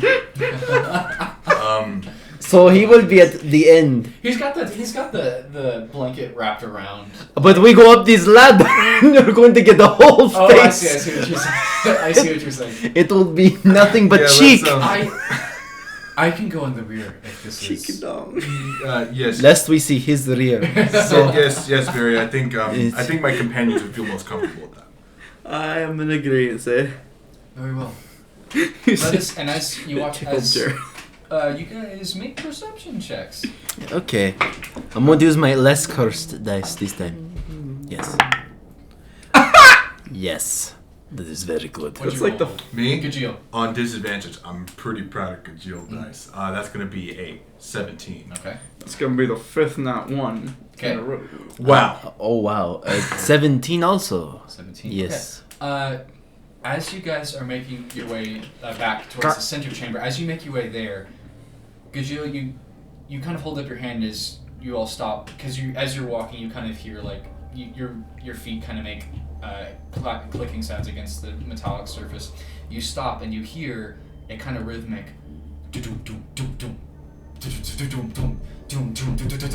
and as you listen to it, you hear what sounds like from the front door banging and crashing against the door that you entered. Entered from. Well, it seems like that door's not gonna hold for long. So and as you say this, Jareth, I need you to make an intelligence saving throw. What did you roll on your perception check? A 1. I need you to make this intelligence saving throw with disadvantage. Oh no. Okay. What did you? What'd you roll?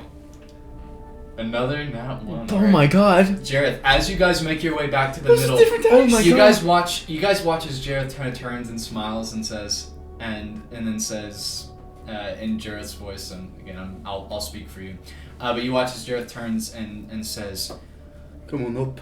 We're all expecting you. and you watch as his eyes blink and return. It invaded your mind. What did? I don't know, but it was that the squid creature. The flare thing. It spoke through your mouth. Oh no. You didn't have an accent. All right. Listen. Everybody, let's be prepared for what we'll experience while we're up there. I look towards the door where all the sounds are coming from again. It seems we might have a time limit, so we have to make quick work of this thing. Barry, I'm sorry that you're in this situation with us. I know you're here for vengeance, but know if things go south, I'm sorry we put you into this situation. Let us remove the parasite. I am with you. Vale? I'm okie dokie. Jareth? Let's go kill this squid bastard. He's just gonna start towards the lift. No, I agree. I'm gonna start kind of going So up you the ladder. guys make your way up. As you make your way up, it's about a good 30-foot or so climb. I'm going to put the hood of the ladder in my mouth so we have a light as we're going up. Okay, so you make your way up. As you reach the top, you kind of climb out of this like manhole almost like entrance, and you find yourselves in a kind of large circular chamber.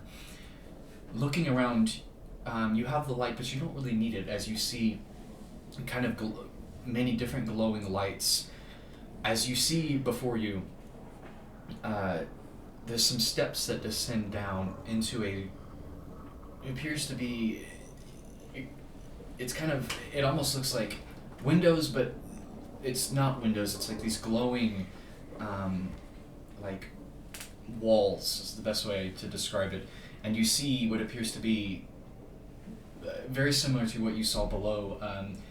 It appears to be like a small like map of the area up on the wall, as well as this weird language that you saw earlier listed on different walls, multiple of these different walls. for out of game purposes, is a bunch of like screens, almost like projected like screens. You see a whole like plethora of like these different panels and switches. It almost looks like a cockpit, of a massive airplane. Not just like one, but multiple across. And there's some that are a bit higher than others. And you see these glowing bits against the far wall. And in the center of this chamber, you see a sight that what's everyone's constitution? This Yeah, mine's pretty good. it's a 14. 14. 17. Okay, so all of you don't need to roll, but you all for a moment, you kind of have to keep your lunch down. You feel your stomach is uneasy as you see all of a mess of wires that are around the perimeter of this circle. You see what appear to be 5 different chairs that are seated around them. And you notice that there are 4 of them are these bodies with white kind of flowing robes that descend down. Above them, in similar jars, are these brains that are seated around them. And you note that these, there's appears to be these like wires and that all kind of go from each of the jars towards the center of this circle. Facing you in the center of this chair, you see a little bit similar to the creature that you fought in Madame Mist's place. You see this figure with a metallic chest plate and a hood with a large collar coming off of it. You see much more defined and formed this very slick, almost like dolphin-like skin with these tentacles coming down. This monstrosity sitting there in the chair very elegantly looking towards you. You note also that there are wires in the back of his head descending, all of these wires crisscrossing in this kind of tangled web towards in the very center of the circle, kind of suspended in midair, is this massive, about 3 or 4 foot wide brain that is just pulsating with energy and with this kind of weird ooze as all these wires are attached in different places.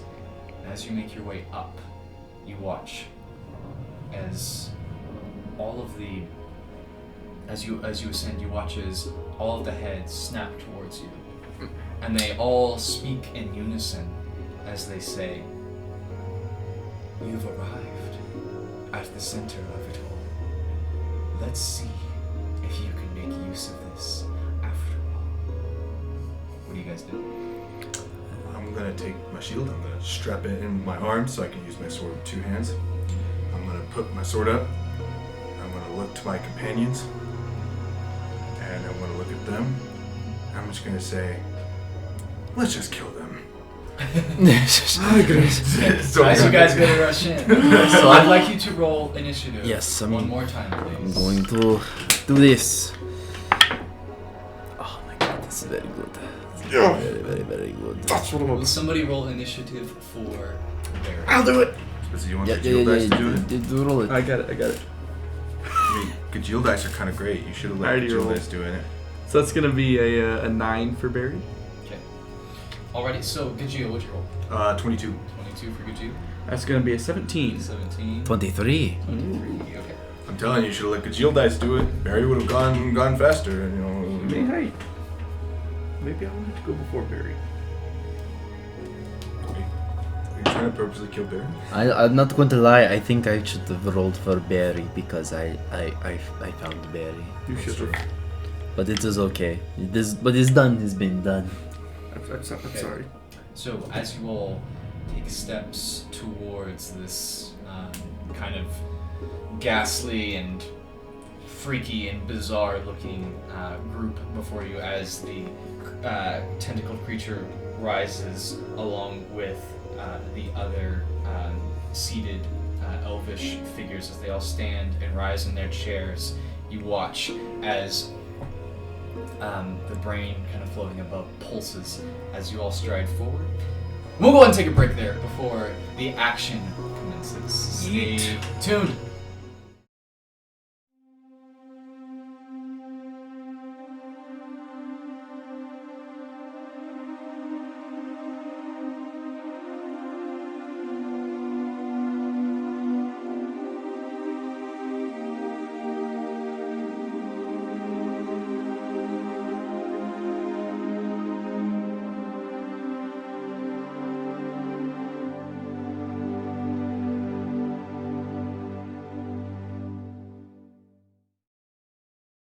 And we're back.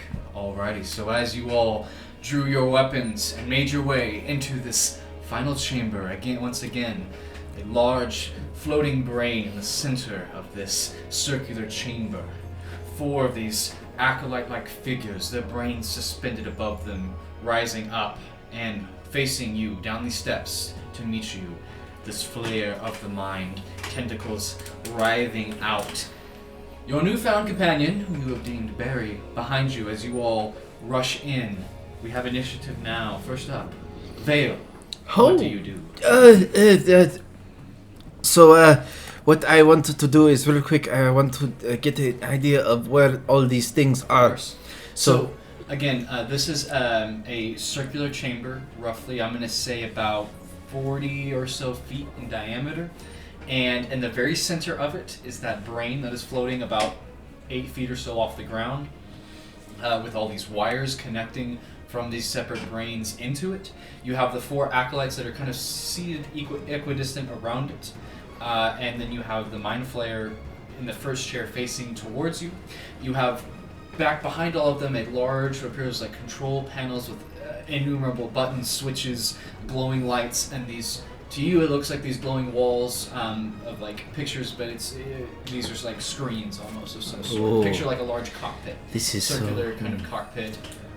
Kind of main, if this were, some type of ship, like the main hub kind of area. So as you make your way into the space, this is what you see. Okay, so I'm going to draw my sword, and I'm going to say, you.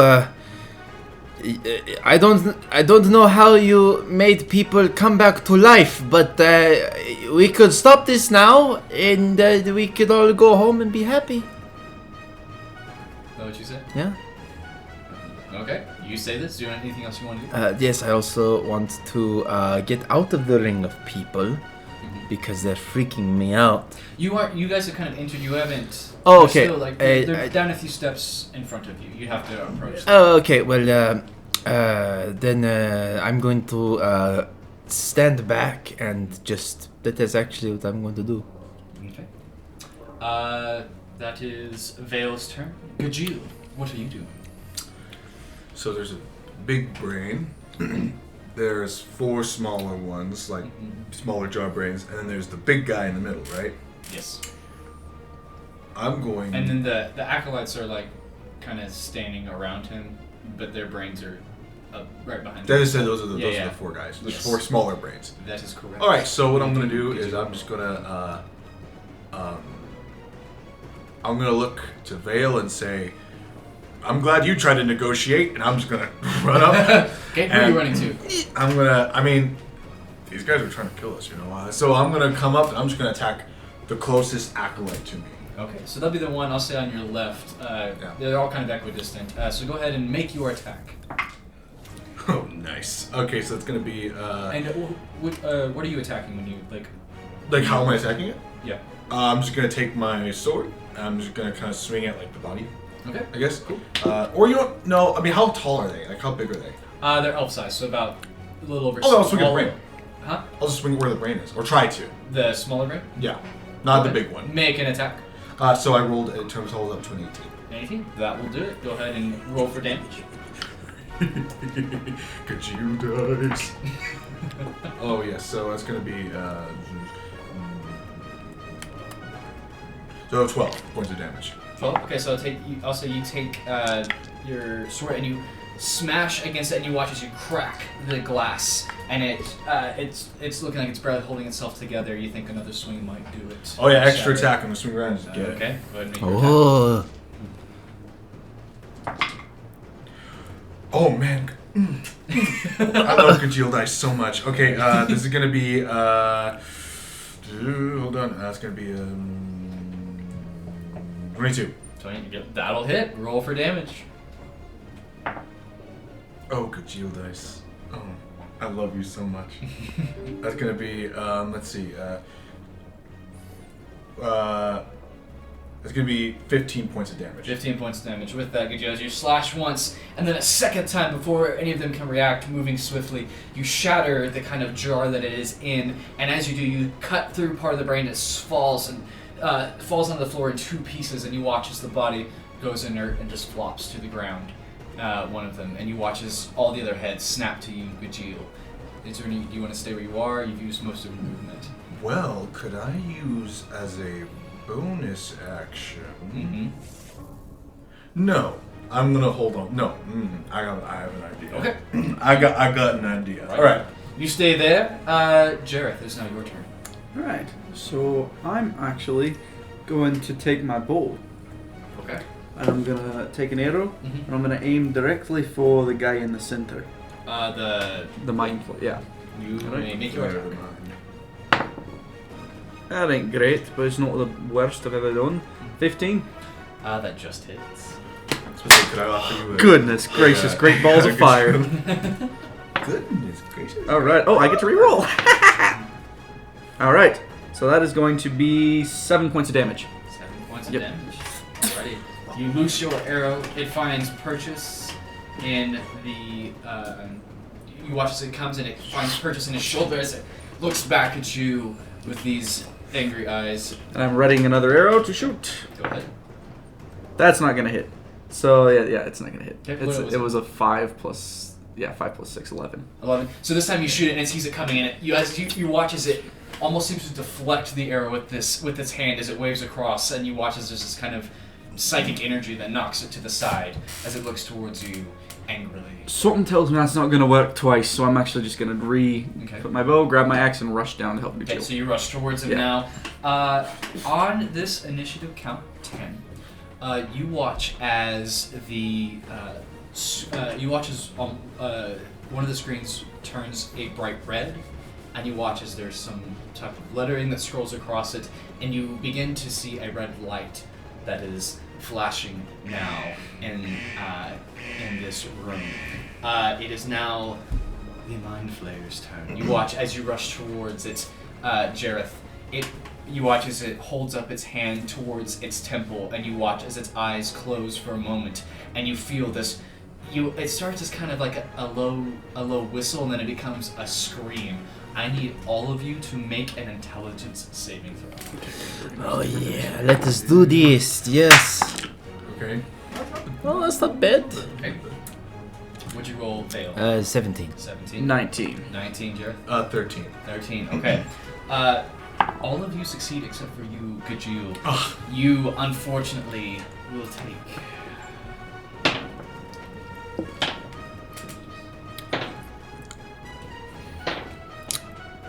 Okay. Righty. So you will take 18 points of psychic damage. Vale and Jareth, you take 9 points of psychic damage. Gajil, as this ringing pierces your ears, you are stunned until the end of your next turn. As you tense up and are unable to move, you guys are not stunned, but you take a little bit of that damage as this kind of almost cone, this psychic blast past you, and you watch as it turns to you, and it is for the moment going to stand its ground. It is now Barry's turn. You watch as this happens. Barry steps forward and says, "You took what was not yours, and you." And you watch as it looks up towards this brain, and you watch as he looks around frantically, and you watch as he raises one of his hands, and you see the chair that the one that you took out, Gajil, begins to break and lift off of the ground, and you watch as it flies towards the brain in the center.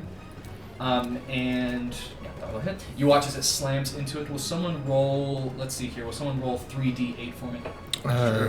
Yeah, I can roll a 3d8. Here you go. Give me another d8. Each of you roll one or something. Yeah, something. Yeah. Okay. We're letting. Because Barry was Yes. discovered Let us see. That's really good. So it is going to be a 6, 8, and 5. So that is a 19. Okay. Yes. Thank There you. we go. Get him, Barry, get him! Okay. Wreck 'em.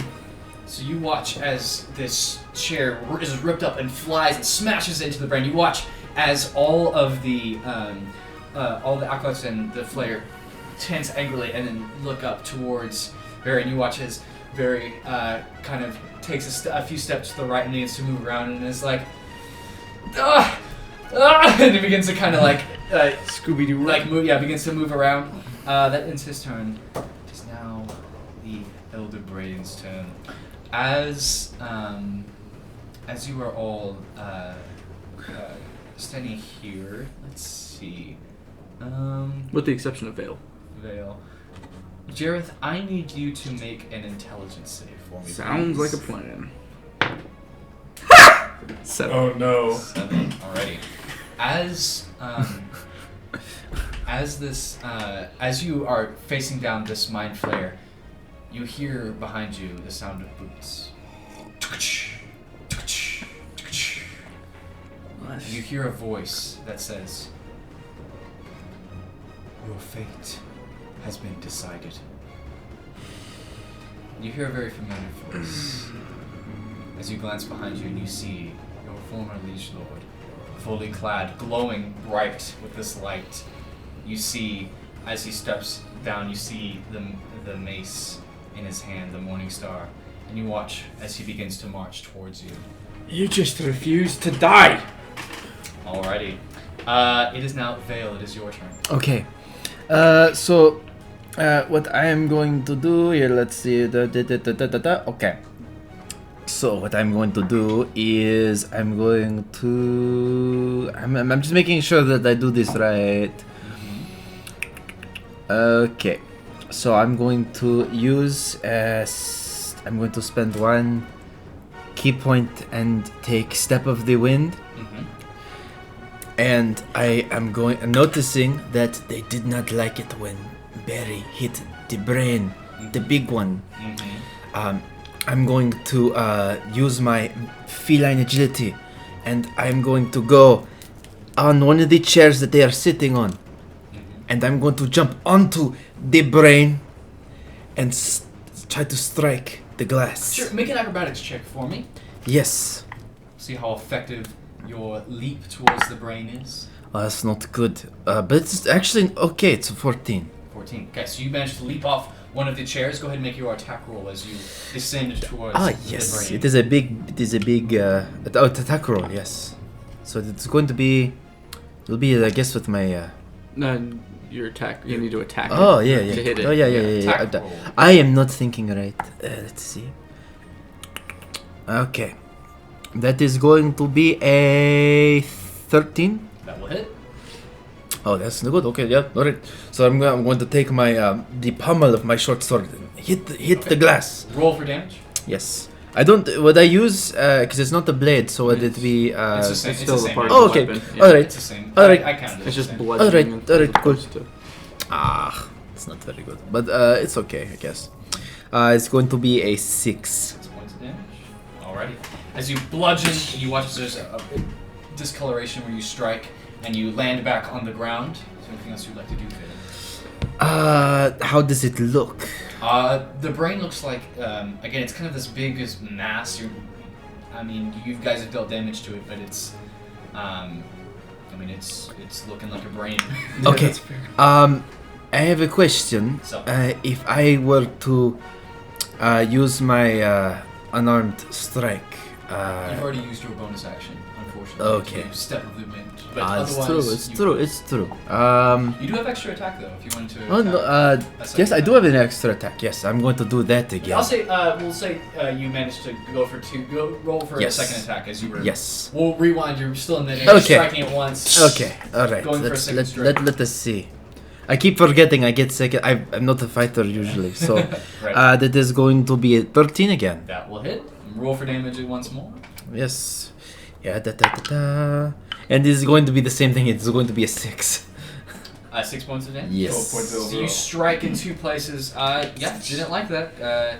You watch as each of these do, again, the others kind of wince in pain and glance up to you, Vale. It's mother brain. Okay, that ends your turn. Gajil. You unfortunately... I'm stunned. You are stunned, but as the round ends, you come back to your senses. That is your turn. Jareth, what are you doing? As you see Yeah, I your see Liege him, but- Lord coming up towards you now. You know what? I don't believe it. I don't think you're here. I'm gonna turn around. I'm going straight for the people. The The- you have you have the flare right in front of you. I'm still. going for the flare. Yeah, go ahead and roll for it. Yeah, go for the boy. God! Dang it! My What'd you roll? first attack didn't work. That's gonna be a total of an 8. 8 total. Yeah. Yeah. So you go to Try swing this one. towards it, and as you do, you watch as it you strike, but you kind of hit its chest plate, and it kind of shoulders your axe off. Alright, Going I'm for gonna a come down second to my strike. second one. That's gonna work. So that's a 19. That will hit. Cool. Do it. Right. Do it. Okay, so that's gonna be 8 points of damage. Oh, that'll do it. You And hit it. I'd like to expend one of my superiority die Mhm. to make that a menacing attack. Sure. Go ahead and roll for damage. Yes. Roll the extra damage. Where's my d8? There we go. That's going to be 4 points of damage, and also I need it to make a wisdom saving throw. It does not succeed. That was a 7. It's frightened until the end of its turn. It would be, but it is immune to being frightened. Gosh! Okay, I got the extra damage. Yes, you That's did deal the extra. Yes, That's you take fine. That. So you watch as you strike and it's a good hit, but its intelligence is a little too strong and is very focused on its task.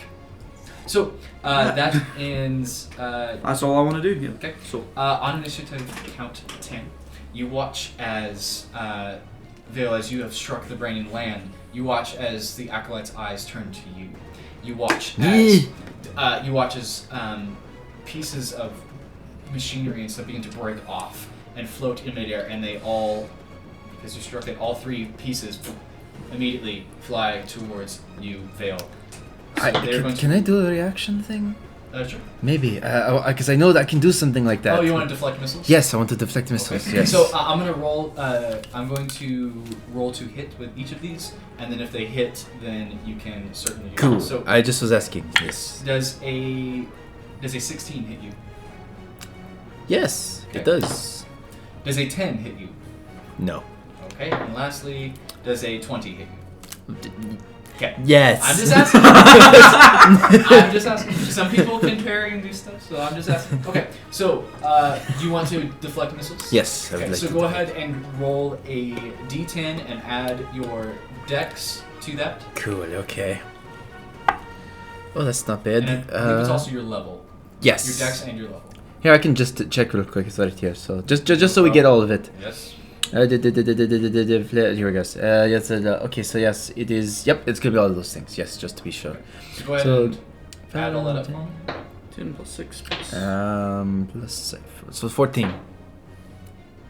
Okay. So one of the missiles pieces flies wide. The other one comes at you, and you manage to completely deflect it. So you manage to completely knock it away. However, in doing so, you get hit by the third one as it strikes you, and you take. Alright, you take 9 points of bludgeoning damage as it strikes you, but you manage to deflect and dodge most of it. Oh, that's Um, good. Yeah. Okay. You also make a perception check for me, Vale. Cool. I will do that. That's pretty good. The 17. 17. All right. As this happens, you watch as you note that there is now a siren that is like a blaring over, as well as a red flashing light. You also would note with that, you glance down, you see one of the things that was thrown at you, a small tube, a glass tube that is shattered open, and you see dozens of these little creatures, beginning like worm-like things on the ground, are writhing near your feet. It is now the Mind Flayer's turn. Is going to look at you, Jareth, and you watch as it just lunges towards you with its claw and with its tentacles just lashing out towards you. Alrighty, that is a 16 to hit. God, right on it. Okay. So you will take. This is a physical attack, right? Mhm. I'm gonna parry. Okay, go ahead and expend that. Roll that for me. Yep. So, where's my d8? Oh yeah! That's what I'm about. Okay. That's what I'm about. Plus my dex modifier, so that's gonna be 9 points. That I'm Okay, able to- so with that, you will take 1 point of piercing damage as they kind of lock onto you. I need you to make a strength save for me. I'm good at these. I'm really good at these. So that's gonna be a 22. 22. Okay, so you managed to deflect and push it off from you as it tries to grapple onto you. I ain't letting that happen to me. It looks up rather angrily at you and is going to stay where it's at. You're one ugly bastard. As you guys have this kind of face-off. Barry is going to look towards kind of surveying it, and you watch as he reaches out towards one of the jars. You watch as he lifts up, manages to lift one of the brain jars and manages to smash it onto the ground. It doesn't quite break, but he's trying to deal with one of the smaller brain jars. As he does that, he kind of lets out an exertion like, ugh! And is like focusing on that. And lastly is now the brain's turn. Jareth, as you are engaging the mind flare, you see a implosion of light. As you take 6 points of psychic damage. As you are struck, you feel this searing pain in your back, and you hear a voice and a hand clamp down on your shoulder. Oh, I told you. Oh crap, I was wrong. The light will judge you. That is... And then I need... Vale, I need you to make a strength save for me. Okay, I will make a strength save. Not 20. Not 20. You feel for a moment as though your limbs are being grasped, but you manage to shake it off. And you kind of feel as you look up towards this brain that is pulsating with this psychic energy, trying to reach out apparently towards you. It is now, as we zoom in on you, Vale, what are you doing? Alright. Jill, you're on deck. I am going to look at that brain, and I'm going to look at it, and I'm going to say, "You are just a brain in a jar," and I'm going to go up again with my sword. Do I see real quick? Do I see Jareth? What's Jareth? I know Jareth is fighting him, but do I see anything else? Like, Make a perception check. okay. Probably don't. Maybe we'll see. The 9. 9. He's engaged with the flare. He looks like he got hit by it. Okay. Well, that's the case. I'm gonna see that he's capable. Whatever. So I'm gonna go over again. Go up on the up on one of the chairs of like the dead guy. Yep. And then from there come up to hit the jar. Make an attack roll. Are you going for? You're going for the big brain. Yeah, the big brain. The Go big for one. the big brain. The big brain energy. That's probably gonna hit. Yeah, it's gonna 19. Yeah, that'll hit. Okay, cool. So let's see here. Man, okay. Okay, so it's a 5. To hit. Yeah, no 5 damage. 19 was the 19, yes. So yes, Yep. you deal 5 points as you cut through it, and you see some like weird clearish liquid kind of drip down from where you struck it. And then I'm going to, on my way down, do another strike again with an extra attack. So you go. Yes. You slice through the air. Go ahead and make an attack. Yes. It's cocked. Just reroll it. Okay. Reroll. Not 20. Yep. Yeah. The double. Oh yes. Double the dice damage. Yes. So Double the dice and then add your strength modifier. yes. All right. Good hit. And then is going to be a 14. 14. Nice. Carving this There thing we go. up as you Yes. Brutal. begin to cut into it, Vale. You slice and manage to get a good stab in. You watch as again this big glob of like this clearish blue liquid drips down from it. This ichor. It smells great as it drops down past you, and you land with your sword out. You watch as the flare and all of the things again shudder from this impact. What are you doing? You want to stay where you're at, Vale? I'm actually going to spend one more key point. But I'm going to do that to spend it on patient defense. So you take up a defensive stance against any assault. Gajeel, it is now your turn. Jareth, you're on deck. How close are all the acolytes to each other? They're pretty much equidistant, spread around the circle. They're probably about 10 feet from each other. So I could feasibly very feasibly go to 1, like so 10 feet. Okay, yeah. So what I'm gonna do is I'm gonna go to the first jar that's being hit by Barry. Mm-hmm. I'm gonna go for that one. Yeah, sure. You rush over. That's gonna be a 14. Yes, that will hit. All right. And it's gonna be a. Okay, that's gonna be 12 points of damage. Okay, so it's already been kind of dented, but you manage, as it's lifted up in the air, you manage to slice straight through it. You watch as one of the acolytes drops, inert, and you watch as it goes. You watch as Barry looks up and says, "Yes, this is good teamwork." And as you finish this, thank you, Barry. As that happens, I'm gonna shrug off what happened earlier. I'm gonna go to the next closest acolyte. Okay. Another 10 feet. Mm-hmm. And I'm gonna take my sword. I'm gonna swing up and I'm gonna hit it right in the jar, trying to get it as well. Go for it. Hit him in the jar. Hit him in the jar. 14 again. Yep, that'll hit. Okay, good. I was like, oh god. All right. That's gonna be 15 points. 15 points of damage. You manage to cut the jar open, but you see the brain kind of spills out. It is still, it's wide open for you to hit, but you've just shattered the jar. It is still there, available. Anything else you want to do? Could I bonus action step on it? I'm gonna say no, just because you've already used both attacks. Okay. And that would be that's kind of a monk. It's kind of a monk. I know. I wanted to ask to see if I could. No, it's okay. I But appreciate it. it's fine. It's fine. All right. It lies there, open and easy prey. Do you want to see where you are? Yeah, I'll stay Okay, where I am stay right there. now. Okay. So there's only one group. Well, no, there's Right. two Okay. acolytes, but- Jareth, it is now your turn. Alright, so I'm going to, having, just had hand placed on me and being hurt by a bright flash, I'm going to swing, just turn and take my action, swing at whatever the hell is behind me. Sure. Go ahead. Alright, so that's going to be 16. 16, unfortunately, as you swing around and you watch as it and it slides off of the armor of this familiar foe, your liege lord, as he kind of deflects it with part of his shoulder, and he looks towards you with these burning eyes. Oh, going for another one. Okay, Right in the leg. go right ahead. Ah, damn, that's a 12. Well, so you bring it down, and he manages to parry it with his mace and throw it to the side, and he looks towards you, and his eyes once again burning, focused on you. I'm just gonna... Oh, yeah, tell him he's number one. Nice, nice. Well done. Okay. At the end of your turn, Jareth, you watch, you guys, there's sirens blaring, red lights are flashing, and you watch as Vale, once again, I need you to make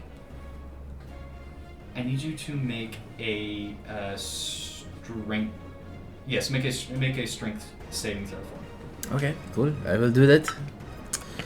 Yeah. It's good. Very, very, very good. Is a 26. 26. So you feel like you watch as one of the acolytes looks towards you, and you feel yourself like for a moment your body begins to lock up, but you shake it off, and you watch as another missile comes flying towards you. Just a broken piece of machinery flies straight past you, and you manage to avoid that. It's now the Flayer's turn. As you have turned your back to face, it is going to Have advantage. run through. It doesn't have advantage, but it's going to attempt to hit you from behind. That is a 22. Yeah, that hits. Jareth. Already, you take. It's okay, I can handle it. It's rolling really bad damage. You take 9 points of I can handle bludgeoning and psychic damage, Ah! and I need you to make a strength check. Nat 20. Not 20. Once again, you manage to push it off of you. You watch as it is looking and breathing heavily, and is going to just continue its assault. Continue its assault on you. It is now Barry's turn. You watch as Barry looks around the room and is going to make a perception check. You watch as he looks over to... I'm going to say he looks over to you, Vale, because you're kind of in the middle of the room. And he's like, "We must descend together." And you watch as he begins to lift you up. Begins to lift you up towards the brain, so you are in striking distance of the brain. That's what he's going to do. His turn. I'm flailing around in the air. Okay. It is now Brain's turn. Gajil, I need you to make a intelligence saving throw for me. Oh, jeez. Not again. Oh, hey, that's not bad. 18. 18. You feel this invasive force beginning to enter your mind. You take 6 points of psychic damage, but you manage to shrug off whatever invasive force was coming and trying to take hold of your mind. Also, I need you to make a perception check for me, Gajil, as you've been moving around. Okay, not bad. 13. 13. You manage to look down, and you now notice, as you were moving, you felt a weird sensation. You look and you see that there are several of these worm-like things that are beginning to make their way up your leg. Going up your leg. It is now Vale's turn. Okay. Vale, you are being held aloft by Barry, as you are right underneath the brain. I'm going to take my sword, still a little, and I'm gonna go for it. Okay. Make this first attack with advantage. Yes! Oh, yes! Striking distance. Yes, let us see. Okay, the first one is a 19. That will hit. Yes, very good. Very, very good. Let us see. Oh, that's very good too. It is a 12. 12. Ooh, 12 points of damage. You note that the brain is showing physical signs of wear and tear. It is looking pretty... There's a lot of ichor dripping from it, and you note now a lot of these things are looking towards you that are striking it. Yes, I'm going to go for another attack. Go ahead. One more time. Let us see. Not 20. Oh, yes. Okay. May Yes. the 20s be natural. Damage. Close to max damage, but not quite. It is going to be 18 points of damage. 18 points of damage. How would you like to do this? As you sunder this brain. Okay, so is the brain exposed or is it in the jar still? Or? It was just free floating. Okay. In the air. Well, I'm going to take my sword. I'm going to spin it around, and I'm going to say, "You are just a brain," and I'm just and I'm going to give it a nice like cut in half. You watch as you slice it. Your blade buries deep, and you push and muscle your way through, and you watch as there's this. You guys hear that it starts off as a soft whining sound in your ears. I need all of you to make an intelligence save for me, please. Oh, no. These are the worst ones for me. Oh man, that's not good. Oh, no. Gajil is screwed. Okay. Alrighty. What did you roll? Look at you. 2. A 2? It's gonna be a 20. 20? 8. And an 8. Alrighty. Jareth, you take 5 points of psychic damage. Yeah! His brain is sundered, and you, as Always you a hear this loud, again, it's like the psychic scream past your ears. Vale and Gajil, you both take 10 points of psychic damage and are stunned until the end of your next turn. Oh, no. As I'm you screwed. have to recover from this blast, as you watch as the brain drops in chunks, dripping down to the floor. You watch as the two acolyte bodies just fall limp to the ground. You watch as the flare turns and looks around at each of you. That ends Vale's turn. Gajil, it is now your turn. It's not my turn. Oh, yes, yeah. Sorry, I just told you. You are currently stunned as you're recovering. I could have taken advantage of that, but I didn't. Okay. Good See, man. this Good is a good player. I appreciate it. Jared? Oh, always a bloody headache with these things.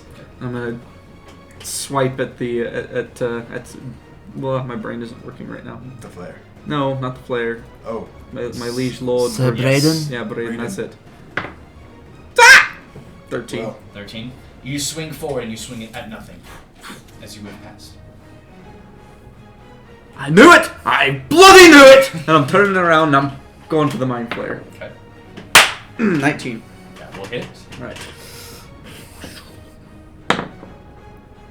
Max damage. Alrighty, so that's gonna be 15 points of damage. 15 points of damage. You cleave into his shoulder, and you watch his arm you hear a crunching sound as it lets out this, you watch as its tentacles writhe and flare in anger. And I'm going to use Action Surge. Okay.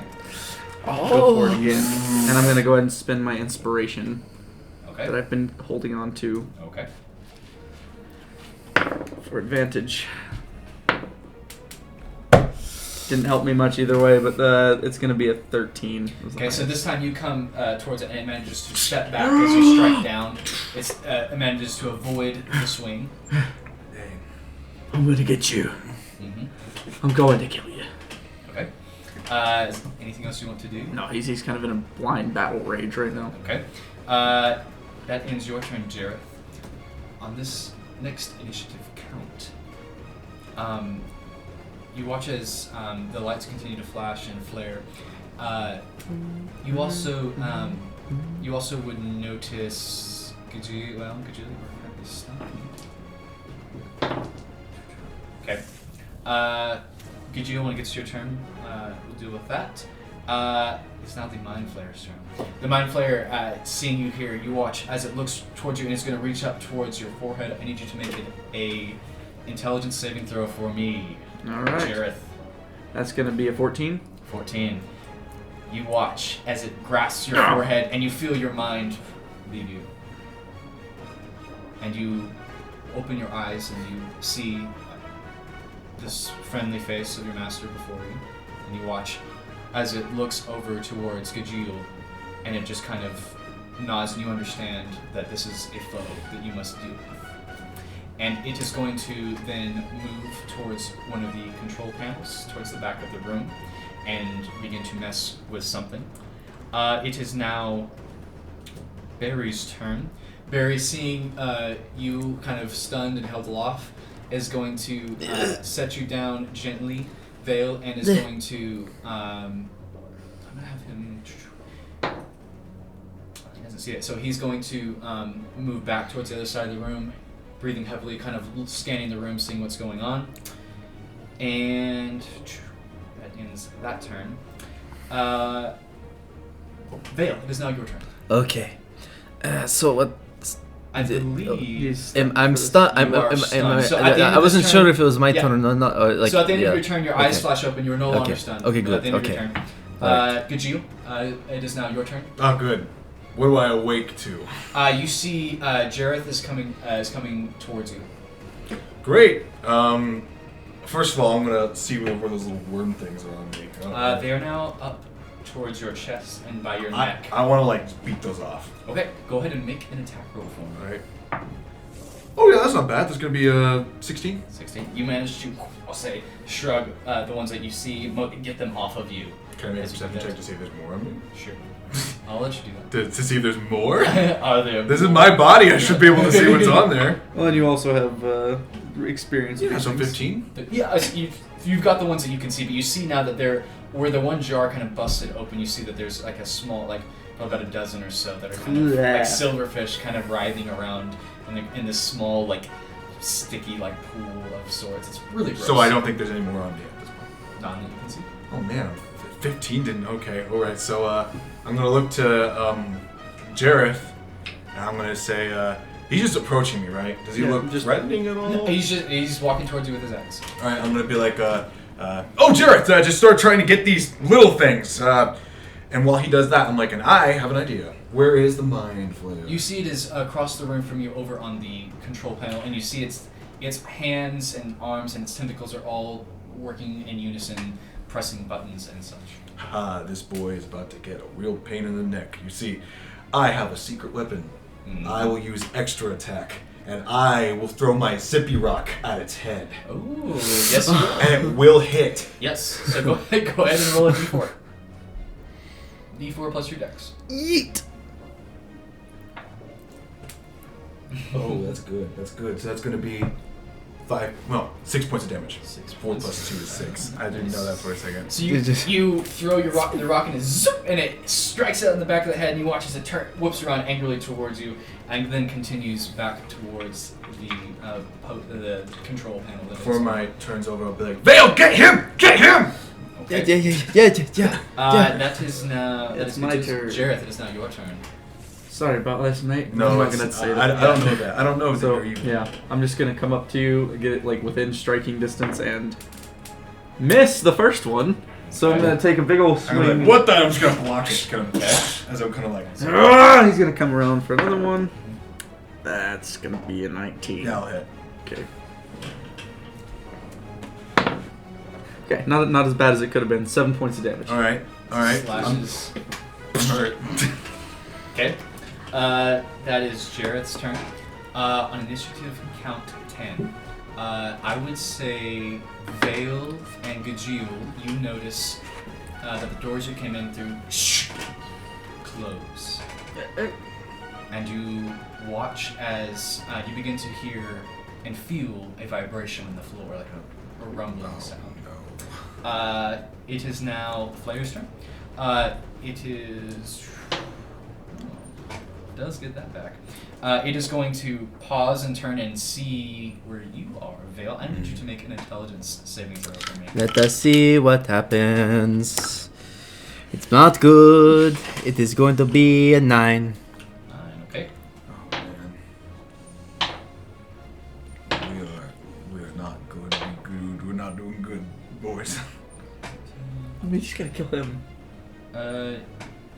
You just have to and kill Barry take You just have to kill him. 17 points of psychic damage Okay. I have a plan. as you feel the psychic blast of energy rush past you.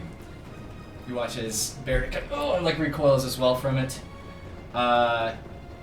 It is now and is going, and you watch as it continues to work on the control panel. Barry is going to look up and see the Mind Flayer and is going to be like, "Oh no, you don't!" And you watch as he reaches forward and is going to. This is good. You watch as he lifts one of the remaining chairs and lobs it towards it. He wants to roll 3d8 Okay, I will get So the throw the give me chair. the at the Mind Flayer. There you go. give me the D8. Let's see what it let's see what This is it, good. let's see. Oh, that's not bad. It's going to be 14. 14 damage? Yes. Nice. Okay, you watch as the chair strikes the Mind Flayer and kind of knocks it to the side.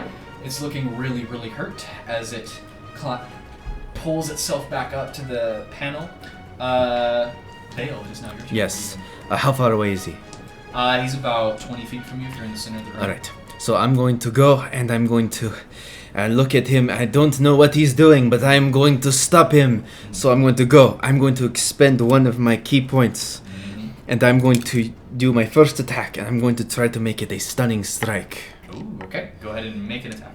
Yes. Let's see here. Let's see. Mess him up, mess him up. Yes. It is not going to be good. There's gonna be 7. 7 to hit? Yes. Okay, so you go to strike and you strike it, but you hit you go to try to hit it in the center of the back, but your hand hits metal. You hit his chest plate. No, and I'm going to go for my extra attack Okay. and see if I can get that one in. Okay. All right. It's much better. It's going to be a plus 13. So you go and once again you go to strike and you hit metal. Unable to hit it. Unfortunately, you have your unarmed strike. My unarmed strike. The only problem is that You were just punching him from behind, but he not finding any purchase. okay. I have an idea on my unarmed strike. I'm going to try to use my unarmed strike. I'm going to sweep him. Okay. Make it Sweep the leg, Yes. Johnny. Sweep the leg. Oh, that's really good. Okay, that's a 23. 23. Oh, yeah. Also, you manage to sweep his feet out, and he falls prone onto the ground. Yes. Okay, and that's all I can do Okay, at this point. Falls angrily onto the ground. Gajil, what are you doing? I'm not going to attack Jareth. Okay. Instead, I'm just going to be like, what are you doing? Jareth, it's me, it's Gajil. Kill you. Oh. Ah! And so what I'm going to do is I'm going to make a perception check. Sure. Just to see the environment around me. Kind of get a lay of the land real quick. Right. Okay, that's pretty good. That's going to be 17. 17. You see that there are the only living things that you can really see are the weird worm-like things on the ground and the Mind Flayer. You note that the room is The doors are shut. There's red light and sirens flashing. The floor is kind of rumbling and vibrating a little bit. Aside from that, there don't appear to be any other targets. I'm going to do this, and you're going to be able to hit me. But I'm going to disengage from Jareth. Okay. And I'm just going to dash towards the Mind Flayer. Okay, you disengage, so you don't Cool. get an attack. But you use your action to disengage and run towards the Mind Flayer. And I'm going to use extra attack, come in, attack him. You've already... Action surge. Okay. I've not used action surge yet. Jareth used it, I'm I'm sorry. the one Yes. that uses mine. Yep. Good use of action surge. Go ahead and make your There you go. attacks. Gajeel. Ooh, that's a 19, so that's a brutal critical. No, that's a improved critical. Yeah, it is a crit for you. Ooh! So that's going to be... Beat him up. beat him up, beat him up, beat him up, beat him up. Ah, that's not very good. Are you using two hands? What? Double the damage. So that's going to be... Yes. Wait, that's going to be 20. Oh, that's not bad. That's not bad. So that's going to be 16 points of damage. 16 points of damage. Could've How would you went like worse to slay your foe? Yeah! This. While he's on the ground. You also had advantage because he was prone. Yeah, Yeah, so, but, I mean, Mhm. you already so as he's on the ground, Mhm. Gajeel's just going to run like he's sprinting. He's going to slide up. I'm going to take my sword. I'm going to swing it in the air. And I'm just going to say, no, I'm not going to say anything. I'm just going to slice his head off. Just Okay, like, you- decapitate him. It rolls and rolls back, and you watch as ichor spills out from it as the tentacles writhe and then slowly stop as you have defeated this. Jareth, I need you to make an intelligence saving throw for me. one of my best saves, and it's a 7. Okay. I'm sorry. Ooh. I'm sorry. Okay, you take 14 points of psychic damage, but you are no longer under its influence as he is killed. But that connection was severed abruptly. As you take this pain, it is now your turn. What are you doing? What the hell? What's around me? What's going on? You tried to kill me! Like from the other side. Yeah, I'm saying, and as that happens, I pick up the zippy rock, and I'm gonna look at the panel. I'm gonna be like, Barry, what's going on? You watch as Barry rushes over and is like, "We have defeated them, but the doors have been sealed." How do we open the doors? Yes, they have been. You watch as he takes his hands and begins to kind of move them in a very almost like he's rubbing the different areas and touching all the different buttons, and you watch as he is touching over it and says, "Oh, this is not good. Talk to us. What's going on? Return protocol. Protocol. I am unaware of what this means." What the hell's a return? You guys watch as you feel a shuddering sound sequence as you feel as you go ahead and make a dexterity save for me, everyone. Oh, okay. Oh, Well, that's pretty good. you know, it's not too bad. Where you want to start from? Yes, I will start from Dale. 22. 22, 9. 9, 14. 14. Jareth, you hit the deck as this rumbling sounds, and you watch as the center of the chamber begins to. There's a small, as part of the floor begins to open up, and you see in the center, about 5 feet in diameter, this glowing light that begins to appear from it. And you watch as Barry turns and sees this and then looks to you and says, "I may need assistance." And you watch as he just begins to try to press buttons in his... I have an What are you idea. guys doing? I have an idea. What is your idea? I pull out the amulet, and I say, let's find something that maybe this might fit into. Maybe? So I'm gonna... Barry, Yes. you keep doing what you're doing. I'm gonna roll, I guess... a While he's perception doing check that, or I want to investigation. look for a slot with the key card. Maybe that will do something. Make an investigation check for me. What What are is you the doing, I'm gonna Barry? stand up and walk over to the glowy thing. I want to take a look at it. Okay. See exactly Make what a it is. perception check. I'm making an investigation check. Right? Yes. Alright, we'll start with... I'm going to go in the order. Would you roll? Could you... Nat 20. Natural 20. You look around and you kind of stomp on the little worm things, but you look around and you are for certain that there is nothing in here that this amulet will apply to. But you're sure. You check everywhere and this amulet's just an amulet. This thing's useless, so I'm going to toss it. Okay. Alright, what are you doing, Bill? 19. I'm looking for the slot. Okay, there is a slot by the door. What about on the panel? Anywhere? On the panel, looking around, you check it pretty thoroughly, but you don't see anywhere for it to slide in necessarily. I'm going to go over to the door and I'm going to stick it in. Okay, you stick it in, and it glows red, and nothing happens. What does the red mean? I think it means no. Okay, Jareth, what are you doing? So I rolled a. That's gonna be an 8. An 8? Aye. You look down and you see this, like, it's just brilliant blue light that kind of almost seems to shimmer coming from the center of this, and it's kind of a swirling blue light that you see in the center. It's almost ethereal looking as you look into it. I have no idea what. I've got no idea what the hell this is. Somebody needs to come take a look at this. Barry, you might know something. I am trying to... And you watch as he turns and you watch it... Roll for him. Okay, that's a crit. You watch as he looks and... I think that you must step through. There is no way out. Step through. You want me to step into that thing? Yes. You might have to do it. I can't open the door. Jareth, do you want me to go in first? Shit, you hadn't been wrong yet, so I'm gonna take a step into it. Okay, you take a step through. I need you to make a pull for me, Jerry.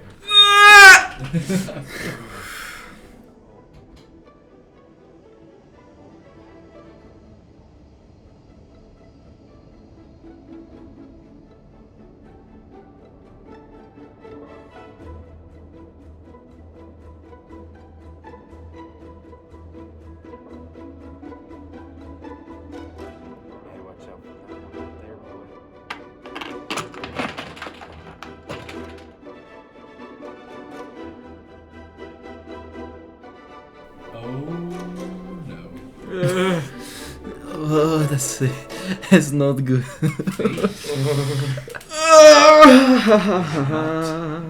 In your favor, 9. Jerry. No. As you step through this blue light, your vision goes dark. We'll get back to you, Jerry. As you see Jareth disappear through this strange light, Kajil and Vale, what do you do? Barry, where do you go? What's going on?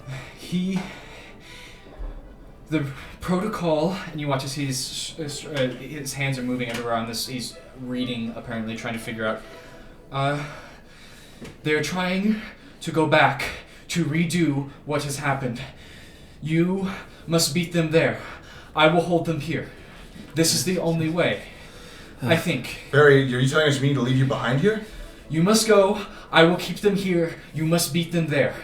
Okay, well, I'm going to walk up to Barry. I'm going to put my hand on his shoulder and be like, you are not forgotten, friend.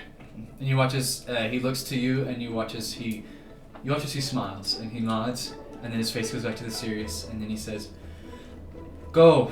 And you watch as he continues to mess with. I'm going to sit there and be like, Bailey, do you want to go in together?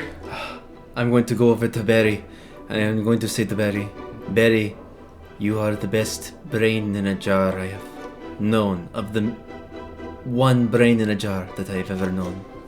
You are also a good friend. Thank you. Now go, please. And you watch as he continues. Yeah. Be safe. Let's go. I'm going to grab your hand with clasped hands.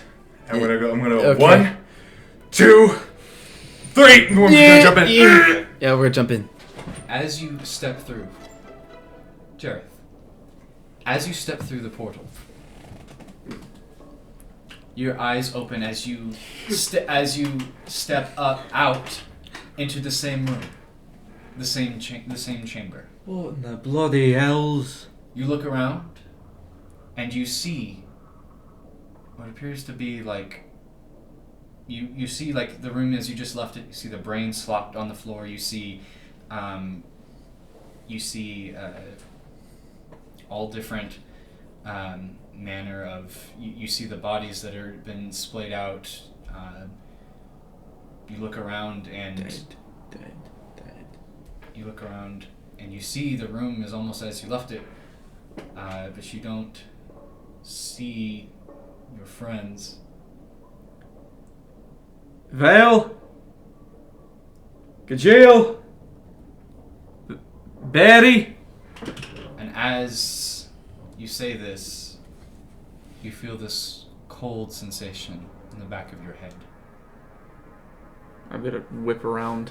As you whip around, you see the Mind Flayer Oh. as it takes you in its grasp and pulls you close. Ah. And you feel this presence into your mind that says, and it almost seems to say, all in good time. All in good time. Shh, quiet. It's okay. As you struggle, Jareth, as it pulls you close, do you have any final words, any final moment you'd like to have as Jareth? He's just gonna keep fighting it, trying to do his best to fight it. But Very well. As it pulls you close and as you feel this, you hear this almost popping sensation on your forehead as your body starts to go limp, as your brain is slowly turned into juice and pulled, your thought, your essence pulled as holds you in its tentacles. As your vision is fading, you see, often off to the side, you see a figure standing there. In full plate mail armor, glowing. And you watch as it just looks to you and nods as your vision. Gajeel. God. Vale. As you step through the portal, Yeah. your vision goes dark for a moment and you step forward and you see a room similar as you left it. You look around and you see bodies, you see the brain in pieces, and you turn and you see this dark figure standing there, holding your friend. As it turns to you, and you watch as it tosses Jareth to the side, slops to the ground, and it looks towards you. I'm gonna stand up. Like, horror comes over my face. Yeah, I'm really angry. I look at it. I look at Jareth. I look back at it. I pull out my sword. What you've done is you've sealed your fate. So go back to hell with you, you demon spawn! I'm gonna pull out my sword and I'm just gonna start charging at it. Okay. Yes. Vale and Gajeel, let's roll for initiative. Yes. I'm not going to use this one because this is Slow with me. very good. Yes. Very good. Oh, yeah, the D&D gods are with me. I will avenge Jareth. we will avenge Jareth. We will. What did you roll, Gajeel? 22. What did you roll, Vale? Wait. 22 too. You Wait. guys are going on the same turn. Alrighty. So you two will be going first. What do you do as you see this thing kind of its tentacles flare before you? I am going to spend my semi-last key point, Mm-hmm. and I'm going to and what I'm going to do is I'm going to use wholeness of body and heal myself for a 15 point. No, actually, no, it's more than that because I'm not level 5. It is going to be 18 points Okay. of So health. you heal yourself, and you go in for a strike. Yes, I'm going to go in for a strike, and I'm going to use the sword, and I'm going to attack this creature. Okay. The first attack, anyway. go for Let us see. That's very good. That's going to be a 21. That will hit. Roll Yes. damage. You both rush angrily towards this creature. That's going to be 9 points of damage. Then I'm going to go around and go for another attack Okay. with it. Go ahead. Well, that's pretty good too. That is going to be 17. Yes, that will hit. Go ahead and roll for damage. Yes. Okay. So you guys. Let him roll for damage real quick. Yes, and that is going to be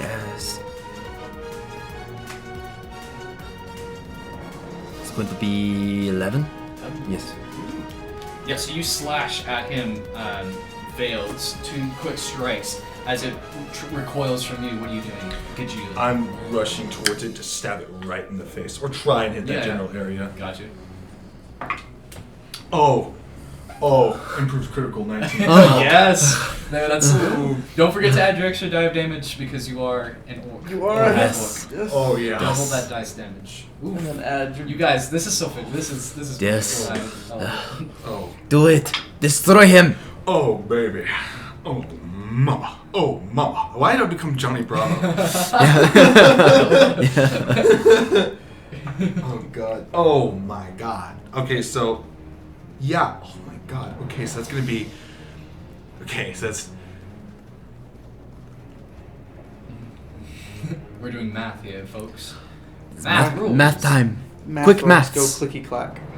That's 21 points of damage. Oh, jeez. Yeah, you stab firmly into part of his chest between the chest plate, and you watch as the tentacles writhe out in pain. As that happens, I'm gonna come up close to it. I'm gonna say, "I beheaded you once. I can behead you again." Okay. Oh, that's great. Oh yeah, go for another. You have your second attack. Yeah, I'm gonna extra attack this. Yeah, Do it. Take it on advantage, dude. This is. Do this it. Do it. intense. Yeah, take it. Do it. You're right up in his face. Okay, I mean that one's gonna hit regardless. Yeah, I'm glad that was advantage. So that's gonna be that's gonna be 20 non-natural. Yes, that will hit. All right. Roll for damage. Do Slash. it. Do it. Gajeel. All right, so that's not the greatest, but it'll be fine. I'll just make sure that's correct. 9 points of damage. 9 points of damage. Yes, this dude is looking pretty hurt already within those first round as you both rush at him.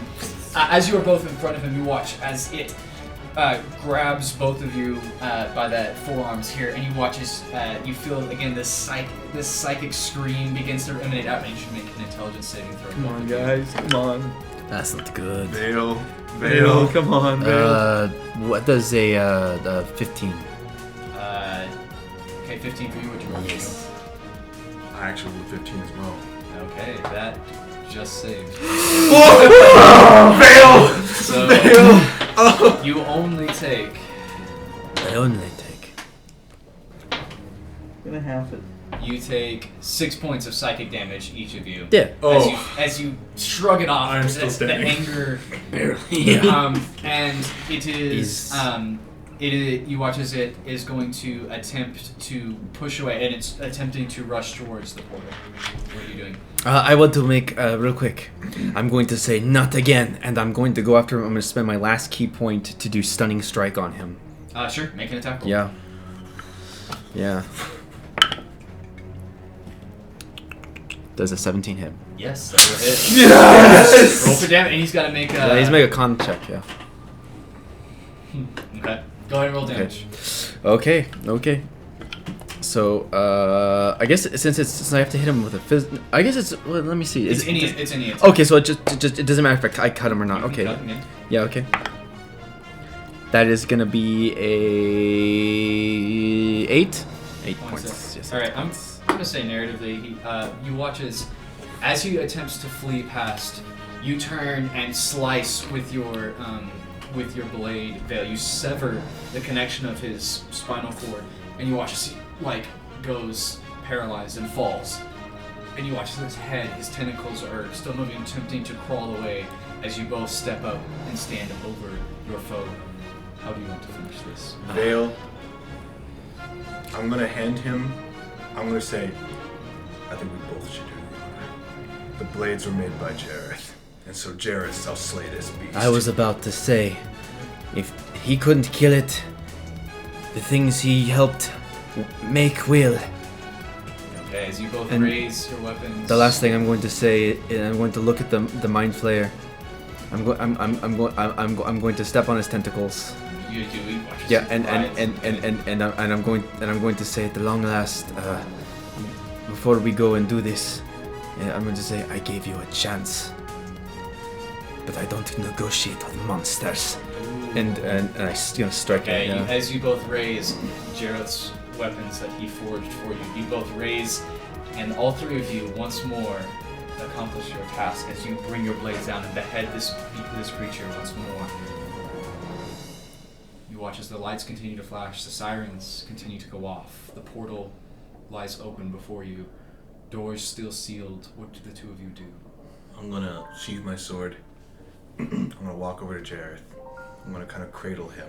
Is his eyes open? No, they're not. Okay, I'm gonna sit there. I'm gonna put my head to his head.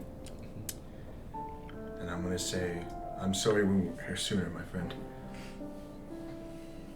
I hope you rest well. You are a brave warrior. You look at this and it's grief, it's adrenaline, and this is so complex. You're not sure where to start, and as you're kind of having this moment of panic, Vale, you hear a voice in your mind, a familiar voice that simply says, "Have you done it? Come back! Come back!" Okay, I'm going to look at Gajil, and I'm going to look down at Jareth. We can't mourn him just yet. Barry, I guess, is somewhere, and he's saying to come back, so... I'm gonna pick up Jareth, and I'm gonna say, then let's go. Let's be off from this cursed place. I agree. And so I guess we're gonna take Jareth, and we're gonna go back through the column. Alright, as you step back through this, again, your vision goes dark. And it returns once more. You return to a similar place. The bodies around, and you look and you see on the control panel, going quickly, you see Barry is there quickly doing this, and you watch as there's a hand up by his temple, and he looks strained, and then he puts it down and just kind of pats the satchel, the jar, and you watch as he continues, and he looks back and does a double take and sees you both and is, "You made it back! You have finished it then!" It is done. And you watch as he turns and he sees you holding Jareth, and you watch as his expression kind of falls a little bit. "You have lost one." We have. I'm just gonna hold the sword, just kind of hold it kind of closer to me. Yeah. You guys again feel a rumbling. Is it It's intense done? rumbling. I can deal with this. I can send you back. Where do you wish to go? I don't know about you, Vale, but I think I would like to return home. Where is home? No, you go. It's the village of Felding in the south. When? What do you mean by when? Yeah, what do you mean by when? When? Specifically, when? Today? No. How far back can you go? When?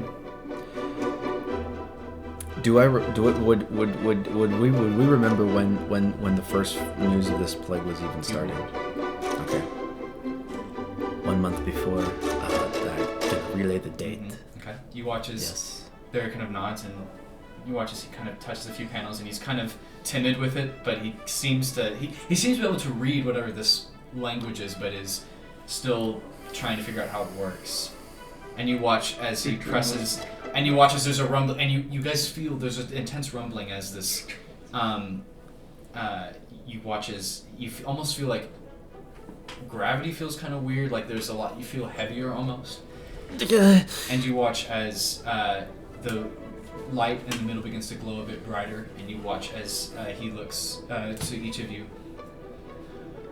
Well then, this is where we part ways. Thank you for returning me to my body. Now, and you watch as he looks up, as you again feel this intense rumbling, I shall ascend. You shall ascend, my friend. If there was one in this world who should ascend, it was you. I'm going to pat him. Okay. You watch as he kind of watches the paths and he says, "You are a very good cat." And you are very good at man who's controlled by a brain in the jar who is also the same entity. You're a good friend. You watch as he kind of nods to you with a neutral, like, a kind of like confused expression, but then looks to Gajeel. Barry, I hope your travels go well. As will I. I hope you gain everything you wish. Oh, I have. And more. Thank you. Goodbye. Have a good life. Goodbye. As you watch as he turns back eagerly towards the panels and his hands flow over each of these as you, what do the two of you do? I guess we're both gonna... We're gonna go. I'm gonna grip hands with you again while holding Jareth. Okay. Again? Yeah, Count to 3. Okay. 3! And we're just gonna go in. As you guys step through, you feel strange, almost like your stomach bottoms out. And you feel as though you're being squeezed through a very small space, and then you feel like but a moment and 100 years pass in the same instant. And it's no longer cold. You feel a faint bit of light on your face as you both open your eyes. And you're standing in a familiar space. You hear the rushing of water, a bubbling stream. And you both look around and you find yourselves on first footbridge. You feel the wooden beams underneath you swaying slightly. It's a faint breeze blowing. It's a warm evening, the sun setting. As you smell wood smoke, manure, fresh earth.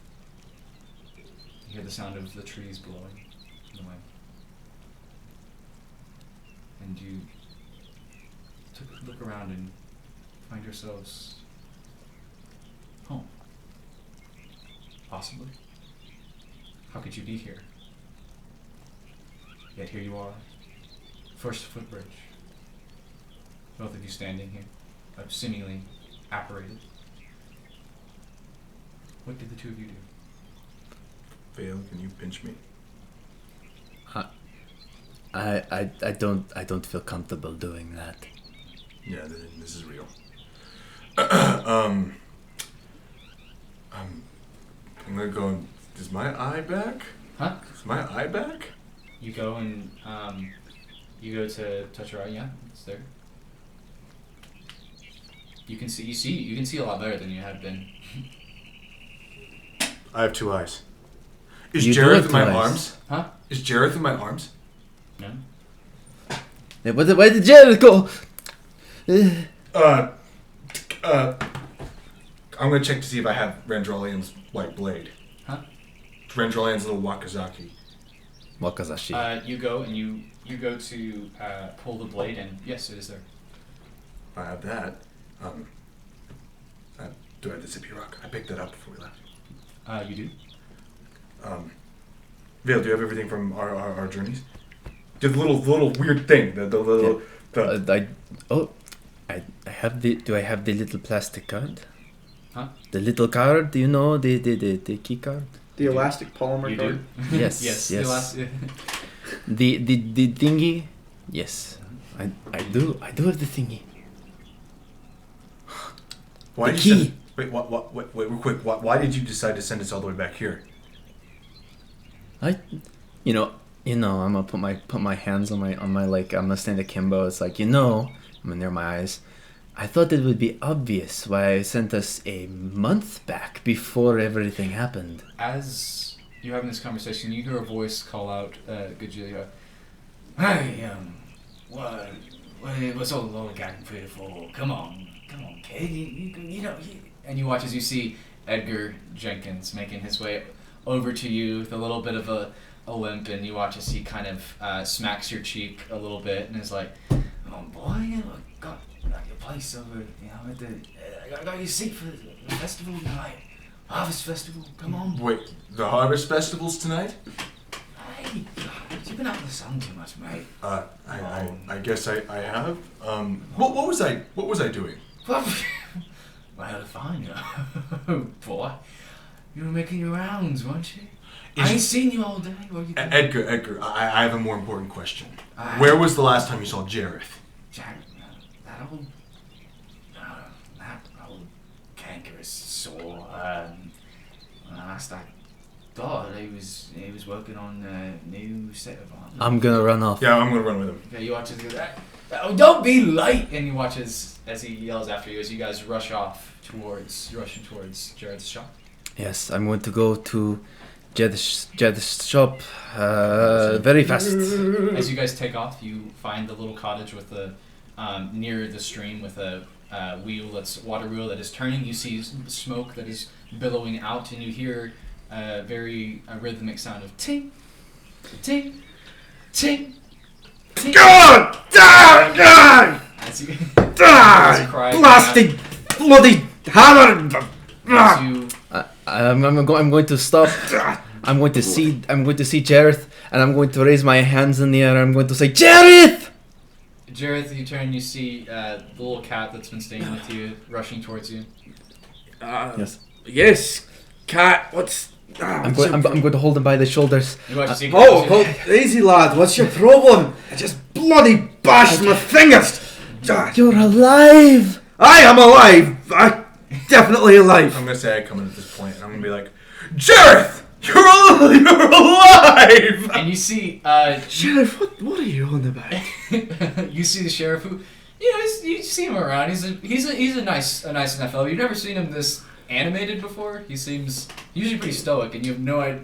You're a little bit worried maybe you did something. What are you on about, Sheriff? What are you doing over here? I've got all the permits. Everything's a couple fine. big hefty steps, and I grab his shoulders. I Jesus. pick him up, and I'm like, "You're alive!"